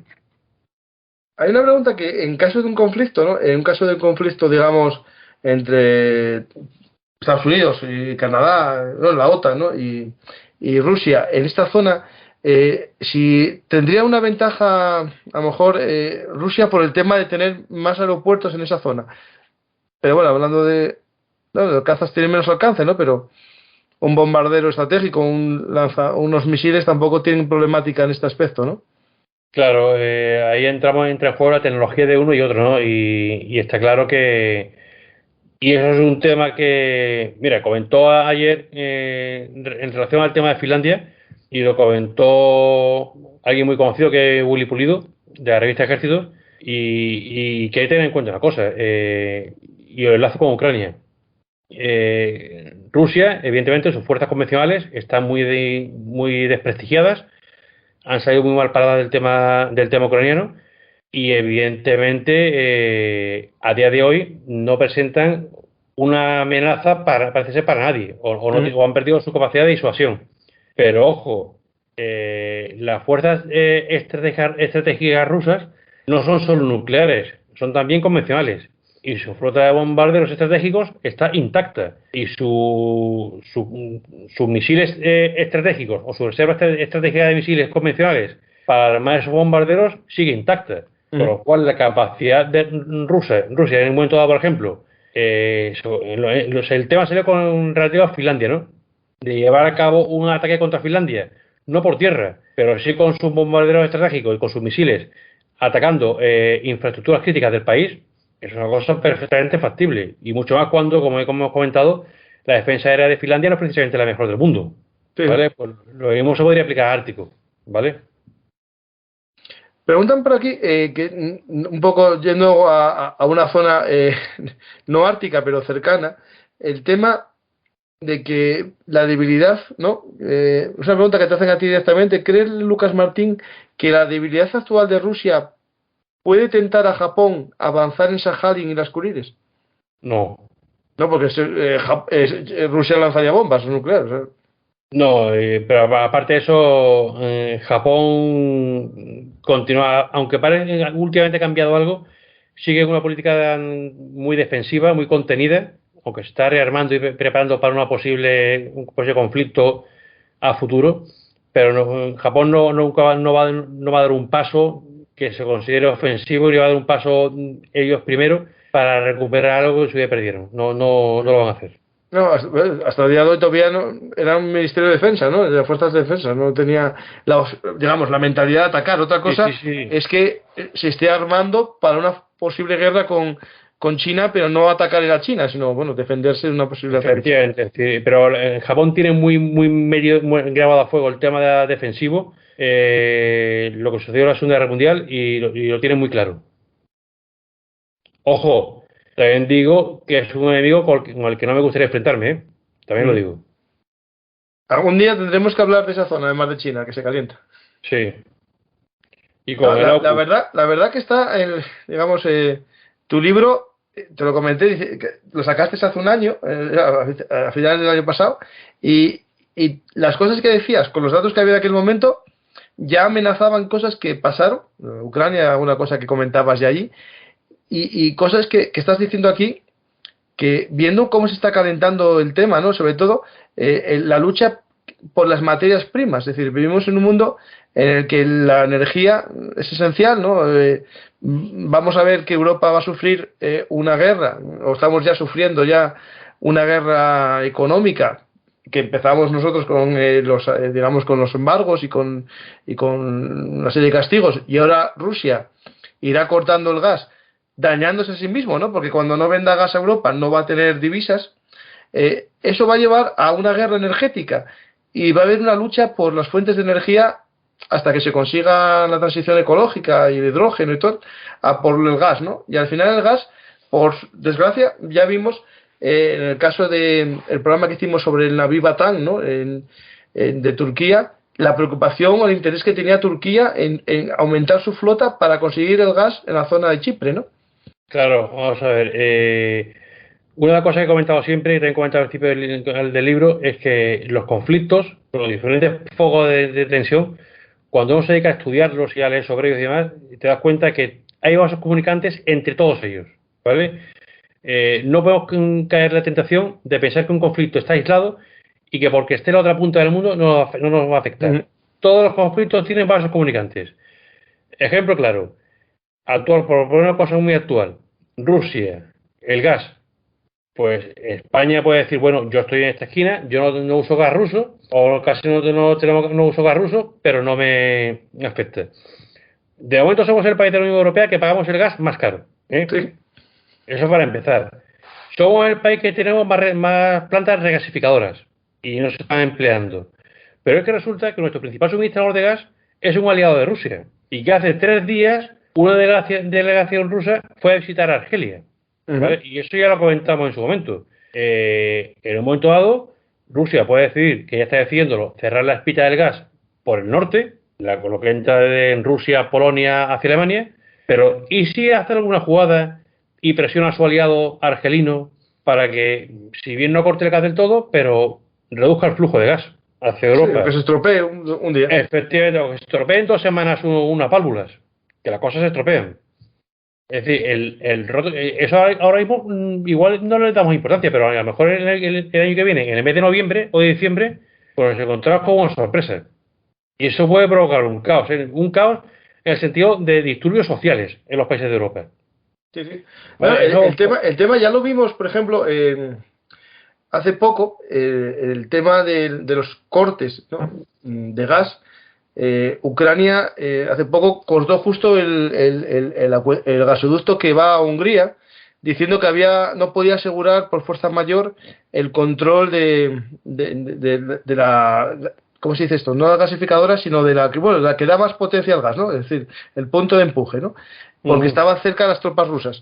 Es decir, al final, qué cosa más tal que el único gasoducto que se cortó durante unos días fue el que iba a Hungría, ¿no? Que es el que se negaba a embargar el petróleo. Claro, pero ahora, volviendo a hablar de vasos comunicantes y de cosas que digamos que se van perfilando en el futuro, como es el tema del Ártico, que ya estamos viendo la vinculación que tiene con lo que está sucediendo en Ucrania, y cómo entra dentro de un cambio general de la política de Rusia. Tenemos ahora mismo también el tema alimentario, y está avisando de que puede haber una hambruna mundial. Pero es que, el problema es que tenemos poca memoria. Pero ¿cuál fue el detonante en su día de las primaveras árabes? Del hambre, sí, sí. La subida del precio del pan. Básicamente la subida del precio del pan, en Túnez, en este caso. Pues ahora mismo, teniendo en cuenta que uno de los mayores productores de ganado del mundo, que es Ucrania, no puede dar salida a su producción por la guerra, y otro productor y exportador nato como es la India, acaba de decidir que no va a exportar grano porque ha sufrido una sequía y necesita ese grano para su población, pues evidentemente igual de aquí a un mes nos vemos que el precio del trigo está al doble de lo que está a día de hoy. Y eso provoca una oleada mundial. Sí, sí, sí. De hecho, en el programa que hice con Jesús Manuel Pérez Triana, sí, hicimos un programa sobre el Sáhara, cuando justo la crisis del Sáhara de España, el reconocimiento, bueno, más o menos de la autonomía del Sáhara y de la política marroquí, hablamos del tema de que detrás de todo eso podía estar el miedo a que la sequía que estaba sufriendo Marruecos llevase, junto con la no llegada del trigo ucraniano, que es el 30% o el 40% de lo que consume Marruecos de trigo, la no llegada de esa comida se sabe que va a producir en Marruecos una revuelta social. Y al menos si Marruecos, según lo que comentábamos aquí, que puede ser la justificación, al menos tuviese algo que vender a su pueblo, que había conseguido el Sáhara, ¿no?, de una forma definitiva, podía frenar la revuelta, que todo está vinculado, es decir, ese aspecto. Claro. Del mismo modo que ya comentamos en su día, que otro elemento que va a ser foco de conflicto, no a corto plazo, pero sí a medio, es el tema del agua. Es decir, y esto se va diciendo desde hace mucho tiempo ya, pero es que ya lo tenemos ahí. Es decir, ahora está el conflicto básicamente por el control de los recursos energéticos, principalmente del gas. Pero es que después, y eso va a tener aparejado, como hemos comentado, un conflicto por el tema alimentario, porque esta guerra va a afectar principalmente al grano. Pero después tenemos el problema del agua, que es un problema muy serio. Entonces, lo que he dicho antes, no podemos pensar que porque pueda haber en su momento, que ya se está alarmando, un conflicto entre Somalia, Egipto y Etiopía, por la famosa presa del Somalia, perdón, Sudán, Egipto y Etiopía, por el tema de la famosa presa del Renacimiento, y por el agua, no pensemos que si eso llega el llegue eso salte, que saltará, que eso no nos va a afectar, porque nos afectará. Sí, sí. No, eso seguro, o sea, porque el Mar Rojo está ahí, el Canal de Suez está ahí, están las migraciones masivas de gente que va a haber. Hay que ver las cosas con un poquito de sosiego, de calma, ¿vale? Y levantando el foco y viendo todo un poco en conjunto. Sí. Están aquí, bueno, hablando del tema todo este de la energía, que es un problema muy importante y es geopolítica al final. Es decir, Europa y al final apostamos por una fuente de energía que no teníamos, dependiendo casi toda de países que en el fondo se llevaban bien, que es Rusia y Argelia, y ahora el que nos va a suministrar, que es interesante, ¿no? Es Estados Unidos, que el año pasado hubo unas declaraciones de Biden, o era con Trump, no me acuerdo muy bien, que era que el gas licuado iba a ser la nueva riqueza de Estados Unidos. Pues seguramente, pero es que hay que también tener en cuenta que que Europa ha renunciado al fracking, por ejemplo. Sí, completamente, que es algo muy extraño. O sea, hemos renunciado al fracking, con lo cual hemos renunciado a cierta independencia por parte nuestra. Bueno, cada uno tiene lo que se busca, ¿no? Lo que sí es cierto, y se empieza a hablar ya del tema del hidrógeno verde, que se van a construir plantas de hidrógeno verde y demás. Ojo, y tengo conocidos que se dedican al tema el tema de hidrógeno verde está muy bien, pero para trabajar con hidrógeno verde hace falta una serie de componentes que a día de hoy se fabrican en China. Claro. Y que Europa no lo fabrica y no lo puede fabricar jamás al precio que lo fabrica China. ¿Vale? Entonces, no obstante, y como siempre pasa, para que haya un gran avance tecnológico, para que haya un vuelco de desarrollo en muchas tecnologías y en muchos aspectos, siempre, y eso es historia, tú que sabes de historia más que yo lo sabes, siempre ha sido necesario o una guerra o ha sido como consecuencia de una guerra. Sí. ¿Vale? Entonces, probablemente este conflicto, si se agrava y llega a unos términos más serios o nos afecta de una forma más seria de la que nos está afectando, no estoy hablando ni quiero decir que lleguemos a un conflicto global, probablemente estos 2, 3 años o 4 o malos o 5 que vamos a pasar muy malos sean los que fuercen y obliguen a invertir en otras tecnologías, desarrollar otras infraestructuras que nos ayuden a dar un salto adelante. Y eso ha pasado. El problema que nos planteamos, que dijiste algo muy interesante, que es que todas las tecnologías nuevas que estamos hablando, el hidrógeno, los coches eléctricos, usan materias raras, tierras raras, que casi todas, el mayor productor del mundo y el mayor ¿cómo se dice? Transformador de arenas raras en los materiales raros, ¿no? El que busca, los que sacan de las arenas raras esos nombres rarísimos que tienen esos metales, es China. Es decir, yo creo que el 90% de todos los componentes de la industria ecológica pasan por China, de alguna manera u otra. Este libro, no lo ves porque no tienes la pantalla, pero es un libro que se llama La guerra de los metales raros, de Julian Pitron. Es un libro que recomiendo a la gente, que habla de todo lo que estás comentando tú, que al final la dependencia energética se va a convertir en dependencia de materias primas. Es decir, al final se va a cambiar la energía, ¿vale? A lo mejor por el platino, por el oro o por telurio, las tierras raras. Es decir, al final... Paco, en parte porque queremos, entre comillas. Sí, en España hay tierras raras. No sé. En España hay tierras raras. En Cáceres, ayer leía o escuchaba sobre algo en un punto de Galicia. En Canarias también se sabe que hay bajo el mar, ¿vale?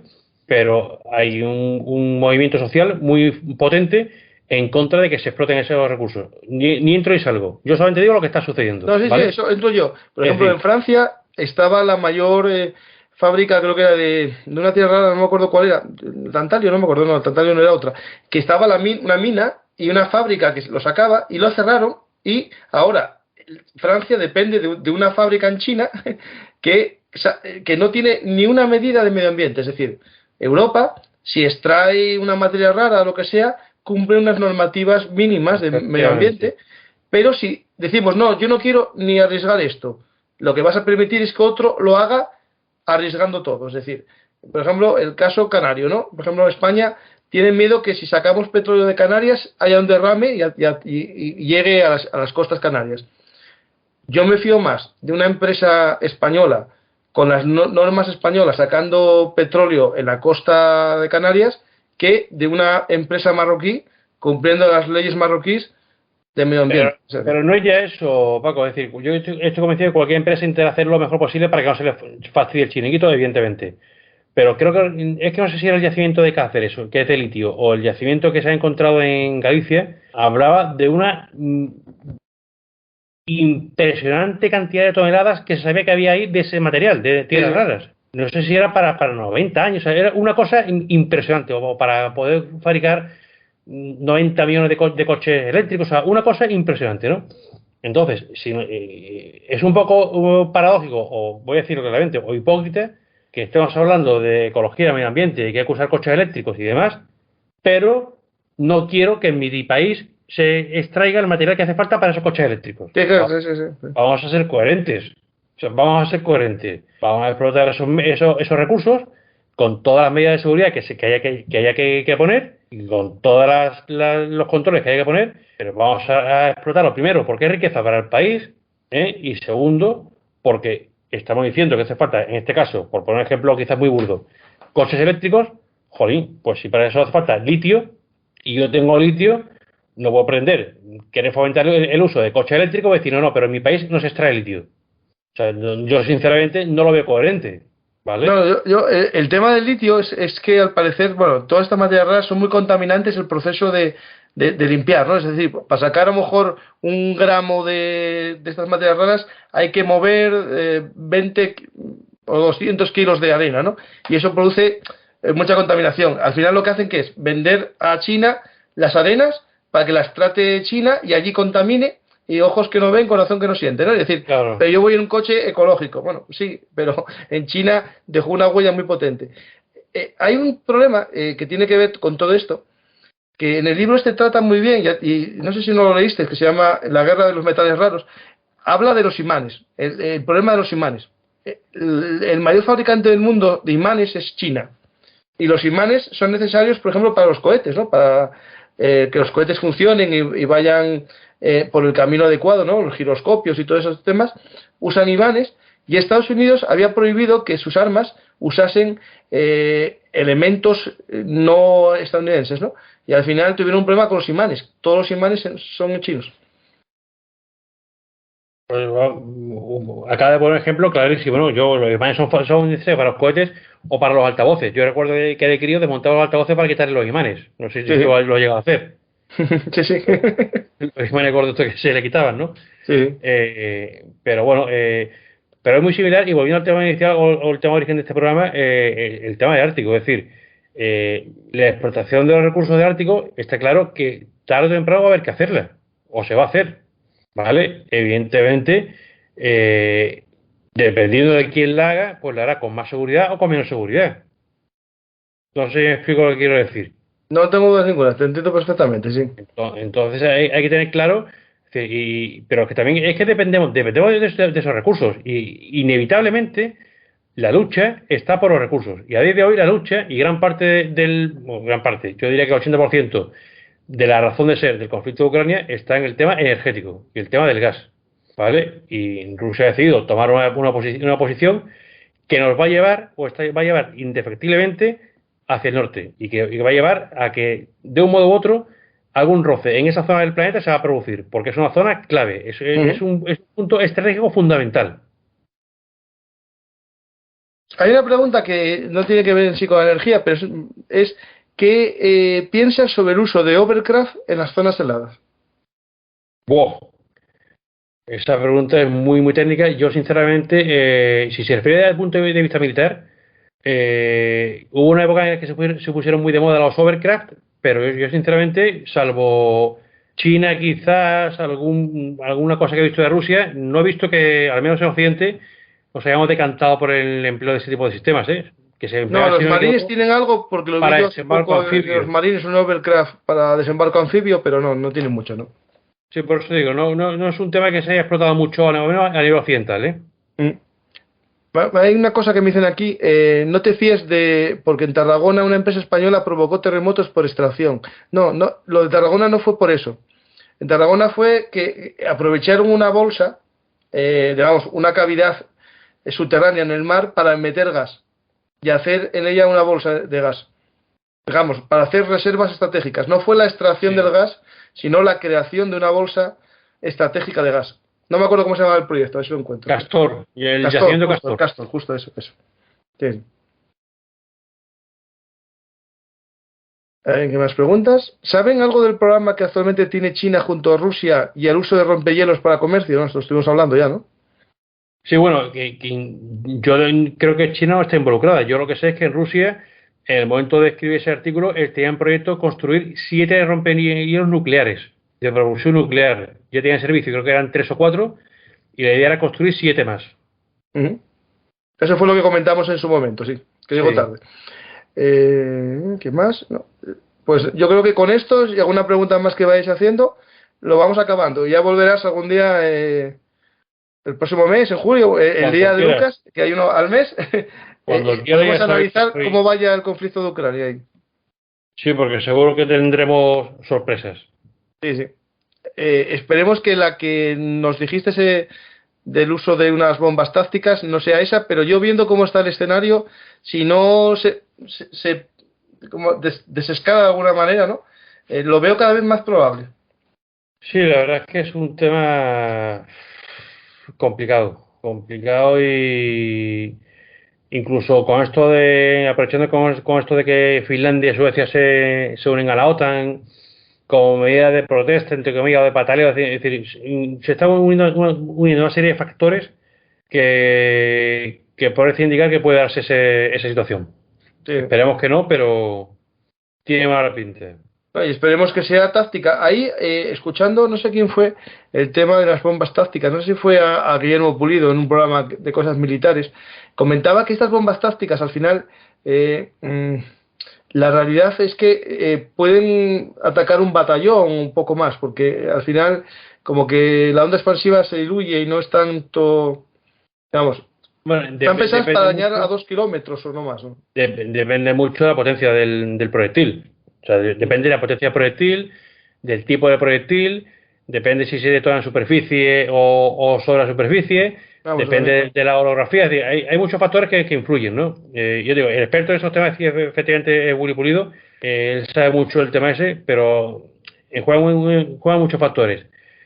Aunque se ha ido del tema un poco, sea como sea, en caso de que se tomara esta decisión, no pensemos solamente en que su objetivo va a ser destruir un batallón o una brigada ucraniana. Evidentemente, se aprovechará y se buscará un objetivo militar rentable para justificar su empleo, ¿vale? Pero el objetivo será otro. El objetivo será claramente estratégico y de lanzar un mensaje muy claro al resto del mundo. Eso que no nos quepa duda. A ver si hay alguna pregunta más. Me preguntan si hay mañana programa. No, hay el martes. Dejadme descansar algún día. Tenemos esta semana, tenemos el martes uno sobre el Al-Ándalus contra el Reino de Asturias con Josep Suñé. El miércoles la vida de Canaris, de su juventud hasta 1923, cuando comienza a ser espía. Mira, el jueves hay uno que te puede gustar, logística de la Segunda Guerra Mundial, el tema todo de logística, es también con un profesor de logística Segunda Guerra Mundial. Y después tengo el sábado con David Díaz Cabo sobre la guerra terrestre de las Malvinas, y el domingo con los maquis, con Julián Chávez Palacios, que es catedrático de la Universidad de Extremadura, y vamos a hablar sobre los maquis. Pero no, mañana descanso, dejadme descansar. Hay un tema, Paco, que ahora que hemos hablado del tema nuclear, de avances tecnológicos y demás, no sé si lo has tocado en un programa, pero se ve muy interesante y no sé si la gente lo conoce muy a fondo, y es el proyecto que tuvo en su día España para fabricar una bomba nuclear. ¿El puesto Miura? No.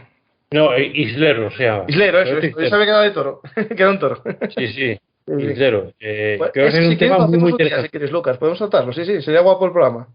Es un programa que puede ser que a la gente le puede gustar mucho, pues es un tema histórico y muy interesante, cómo se desarrolló, qué es lo que pasó, en fin, es un tema muy poco conocido.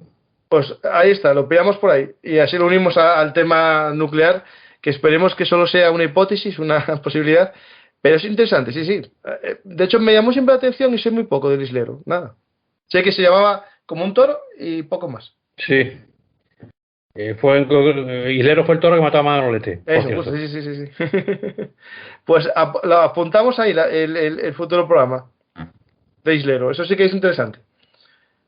Que hay que empezar a la gente a aficionarlo, ya que están descubriendo, Lucas, historia militar, Bellum Artis, por toda la actualidad, que empiecen a navegar en los programas que tenemos de historia y que empiecen también a apreciar la historia, que es para mí lo que justifica o te da a entender todo lo que pasa después, ¿no? Es decir, No, totalmente, o sea, sí. totalmente. Y verás que todos los artículos o todos los trabajos que voy escribiendo siempre comienzo con un hecho histórico o siempre busco la justificación histórica a lo que está sucediendo. Ujú. Porque es fundamental. Como dijo esa famosa frase que dice el país que no recuerda su historia está condenado a repetirla, la palabra no es historia, la palabra es su pasado. El país que no recuerda su pasado.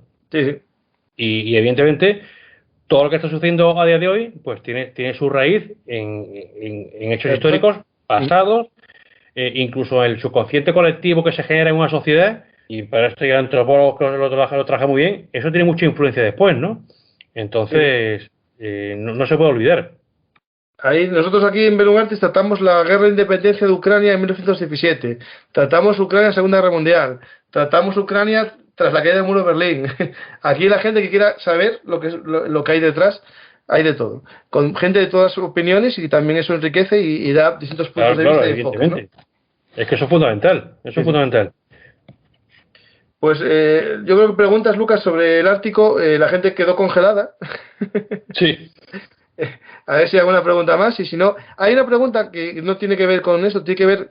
Pregunta, si no tienen paracaidistas los rusos. Sí los tienen, pero sí. es una locura en este escenario lanzar paracaidistas. Están combatiendo como infantería normal. Sí, la famosa VDV están combatiendo como infantería. Hicieron la única operación que no fue paracaidista, fue aerotransportada Sí. para el Gostomel y ya está, no ha vuelto a hacer De hecho, de nada. Hostomel tengo un pequeño vídeo que lo trato para lo que lo quiera conocer. Y sí, es una operación heliotransportada que salió mal. Pero es que usar paracaidistas, yo creo que paracaidistas a gran escala se usaron en la invasión de Irak por Estados Unidos, pero lanzando, sí, creo que fue a la La Airborne, 100, no, sí, a Airborne, sí, All American, la la 82, 100, la 82. 82 o la 100, no sé cuál de las dos Yo creo que fue. fue la 82, me parece. Y fue el primer Saltaron lanzamiento casi de esta Segunda Guerra Mundial a gran escala.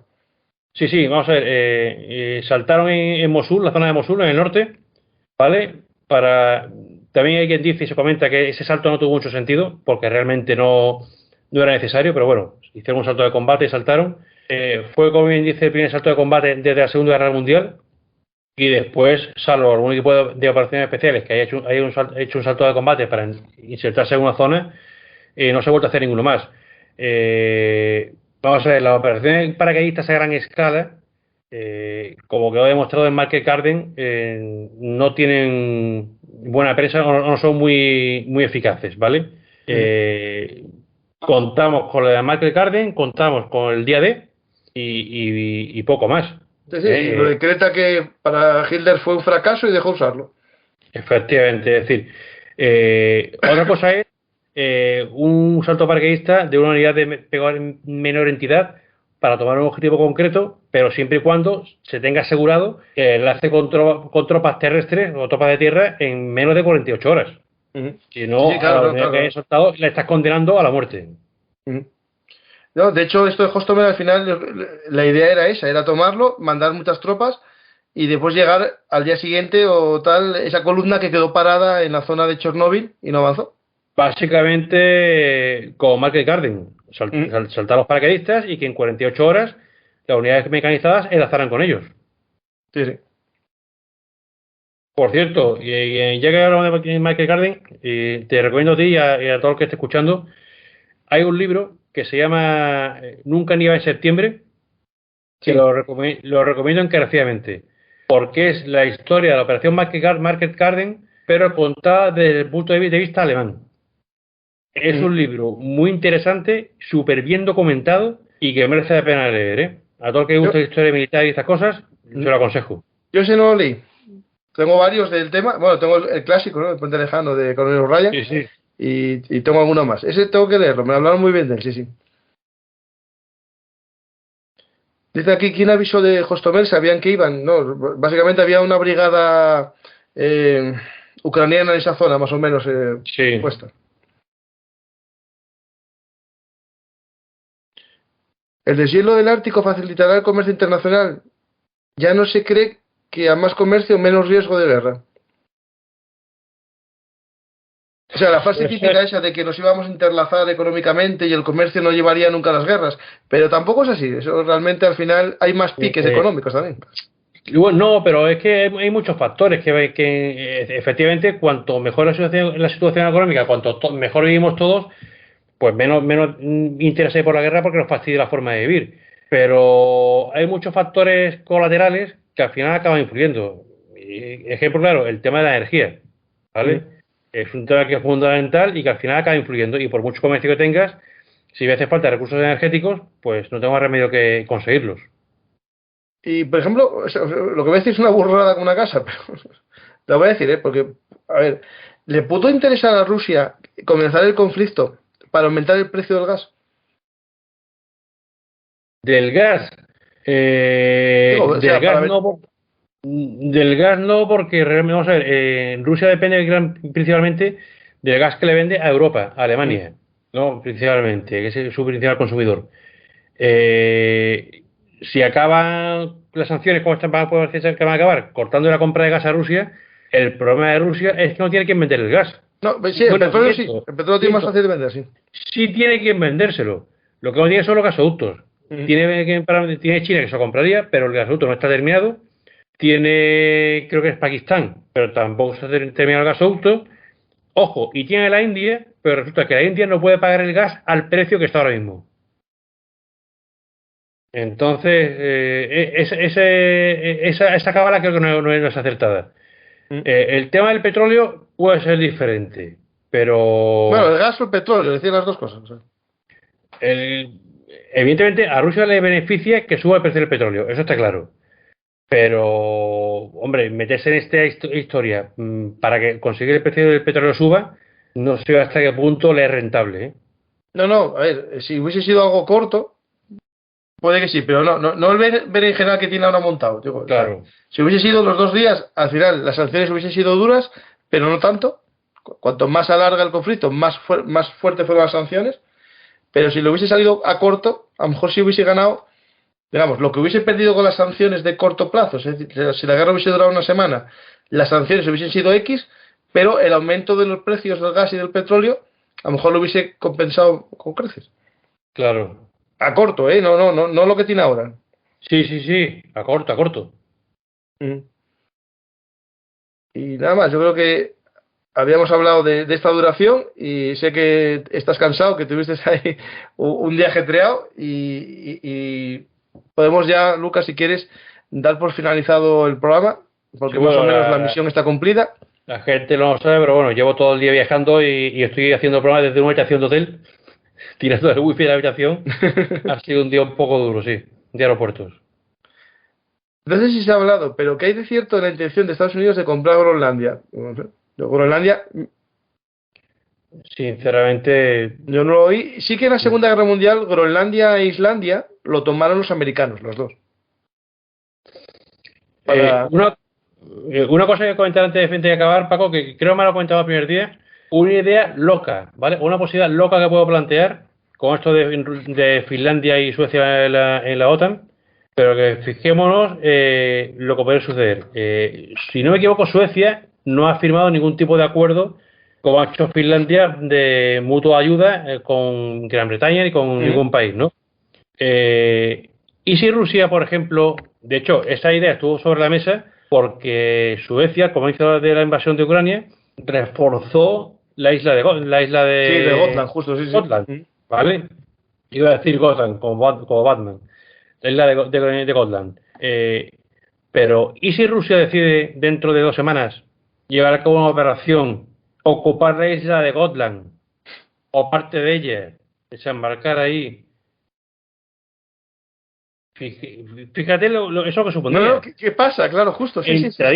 Suecia en la OTAN, o sea, ¿admitirías la OTAN a un país que ya está en conflicto con Rusia porque eso arrastraría todo lo demás en conflicto con Rusia? Sería un movimiento arriesgado, complicado, pero no descartable, ¿eh?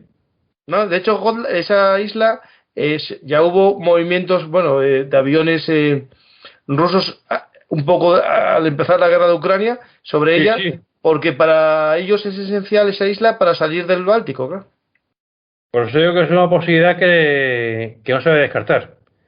También digo, a colación del tema por si alguien lo está pensando o no lo ha comentado o si nos ha pasado, el hecho de que Turquía esté poniendo pegas ahora mismo a la entrada de Finlandia y Suecia, para aquel que no lo haya escuchado, lo que ayer era un no rotundo, hoy ya era, bueno, que se podría negociar. Sí. Es decir, que seguramente a Turquía alguien le haya dado un toque, y Turquía no es tonta y, bueno, no dejan de ser negociantes y lo que va a hacer es intentar sacar beneficio como sea de esta situación, ¿vale? Pero que nadie se haga, digamos, la ilusión o la esperanza de que Turquía vaya a vetar la entrada de estos 2 países en la OTAN. Sí, sí. Ahora del tema ese, sí, nada, eso no.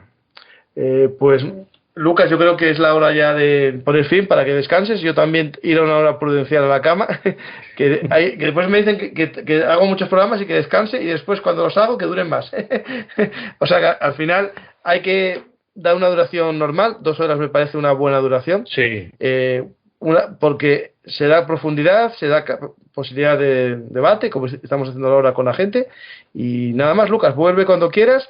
Cuando veas un hueco en la agenda y yo también, me lo dices. Coordinamos, sí, ya hablamos tú y yo y coordinamos una fecha para el siguiente programa, sin ningún problema. Que podemos hablar de Islero o de otra cosa, eso vamos viendo. Pero lo de Islero me gusta. Que lo diga la gente, si quieren a Lucas hablando de Islero, del proyecto nuclear español o de actualidad. O como comentamos otra vez, si alguien de los que tienen el libro quiere que toquemos algún tema de los que hemos tocado en el libro, el Sahel, Darfur, el Próximo Oriente, lo que quiera, que te lo comenten a ti, ¿vale? Y sin problema ninguno. Que lo dejen en los comentarios del programa. Claro. ¿Qué tema quieren del libro Visión Global, un mundo en constante evolución? Que lo pueden ver en Amazon. A través de los enlaces que yo puse, lo pueden ver y que elijan qué tema les gustaría desarrollar, y hacer un programa como este sobre uno de los temas calientes, ¿no? Vamos a decir así, de este mundo global. Sí, ya verán que cualquier tema de los que tocamos al final está palpitando. Sí. Esperemos que solo palpite. Pues muchas gracias, Lucas. La verdad que es un placer siempre estar contigo, hablar contigo, y no te molesto más, que tienes que descansar. Y a la gente, pues les pido, como siempre, que si os ha gustado este programa, este momento de conocimiento mutuo, y también con la gente que está en el chat en directo y los que nos escuchan en diferido, que espero que hayan aprendido, conocido un poco lo que hay tras o debajo, mejor dicho, del hielo del Ártico, cómo se está calentando esa zona, y no es exactamente el calentamiento global, sino otro tipo de calentamiento. Espero que os haya gustado y hayáis descubierto un nuevo contexto geopolítico en el que podéis profundizar leyendo el libro de Lucas y los artículos que tiene también en varias revistas que podéis poner en Google Ártico, Lucas Martín, y ya os saldrán ahí los artículos que tiene. También recordaros que estamos celebrando el paso a los 10.000 oyentes en YouTube y casi ya 14.000 en iVoox. Espero que todos disfrutéis de nuestras historias, y recordaros que nos podéis ayudar haciéndoos fans en YouTube, dando al botón de unirme, obteniendo un rango por €1 el de Comilitón, y con eso ya destacaréis en los chats con los emblemas por antigüedad. También a los que estáis en iVoox nos podéis escuchar anticipadamente haciéndoos fans, y a los que ya os doy las gracias 1000 veces y no sé cómo seguir dándoos las gracias, es a todos aquellos que en patreon.com/BelunArtis me apoyáis.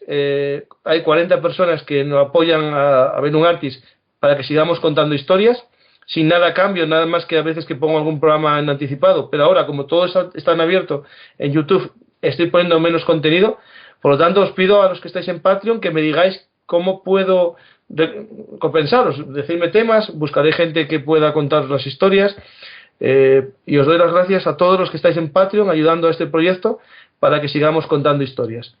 Muchas gracias a todos y no os preocupéis, seguiremos intentando estar cerca de vosotros. Yo personalmente, que me lo decís en el chat, cuando seáis 100.000, bueno, cuando seamos 100.000 ya veremos cómo gestionaremos el chat, pero a día de hoy todavía puedo ir contestando a la gente mientras hablamos. Muchas gracias a todos y hasta la próxima historia hablada. Nada más que dar a me gusta y compartir, y si dejáis un comentario ayudáis más a que se muevan nuestros programas. Muchas gracias y hasta siempre. Hasta luego.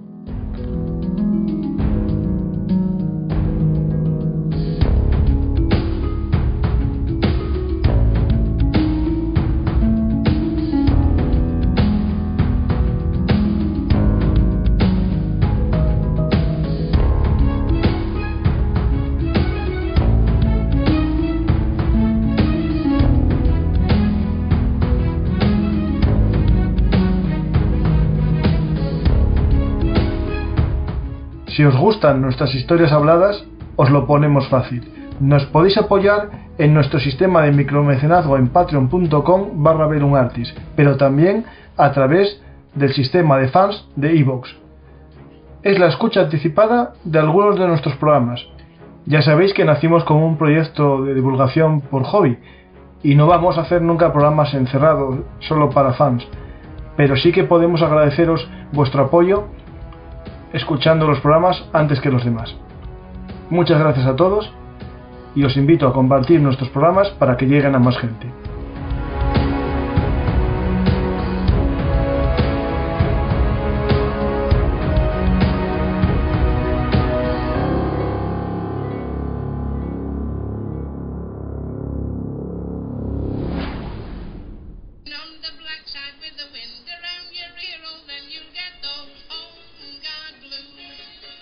Ya sabéis, BelunArtis, historia militar, es historia hablada. Estamos como siempre en todas las redes sociales, pero recordar, ahora nuestra dirección es belunartishistoriamilitar.blogspot.com. No os olvidéis, BelunArtis es el blog de la historia militar. Muchas gracias.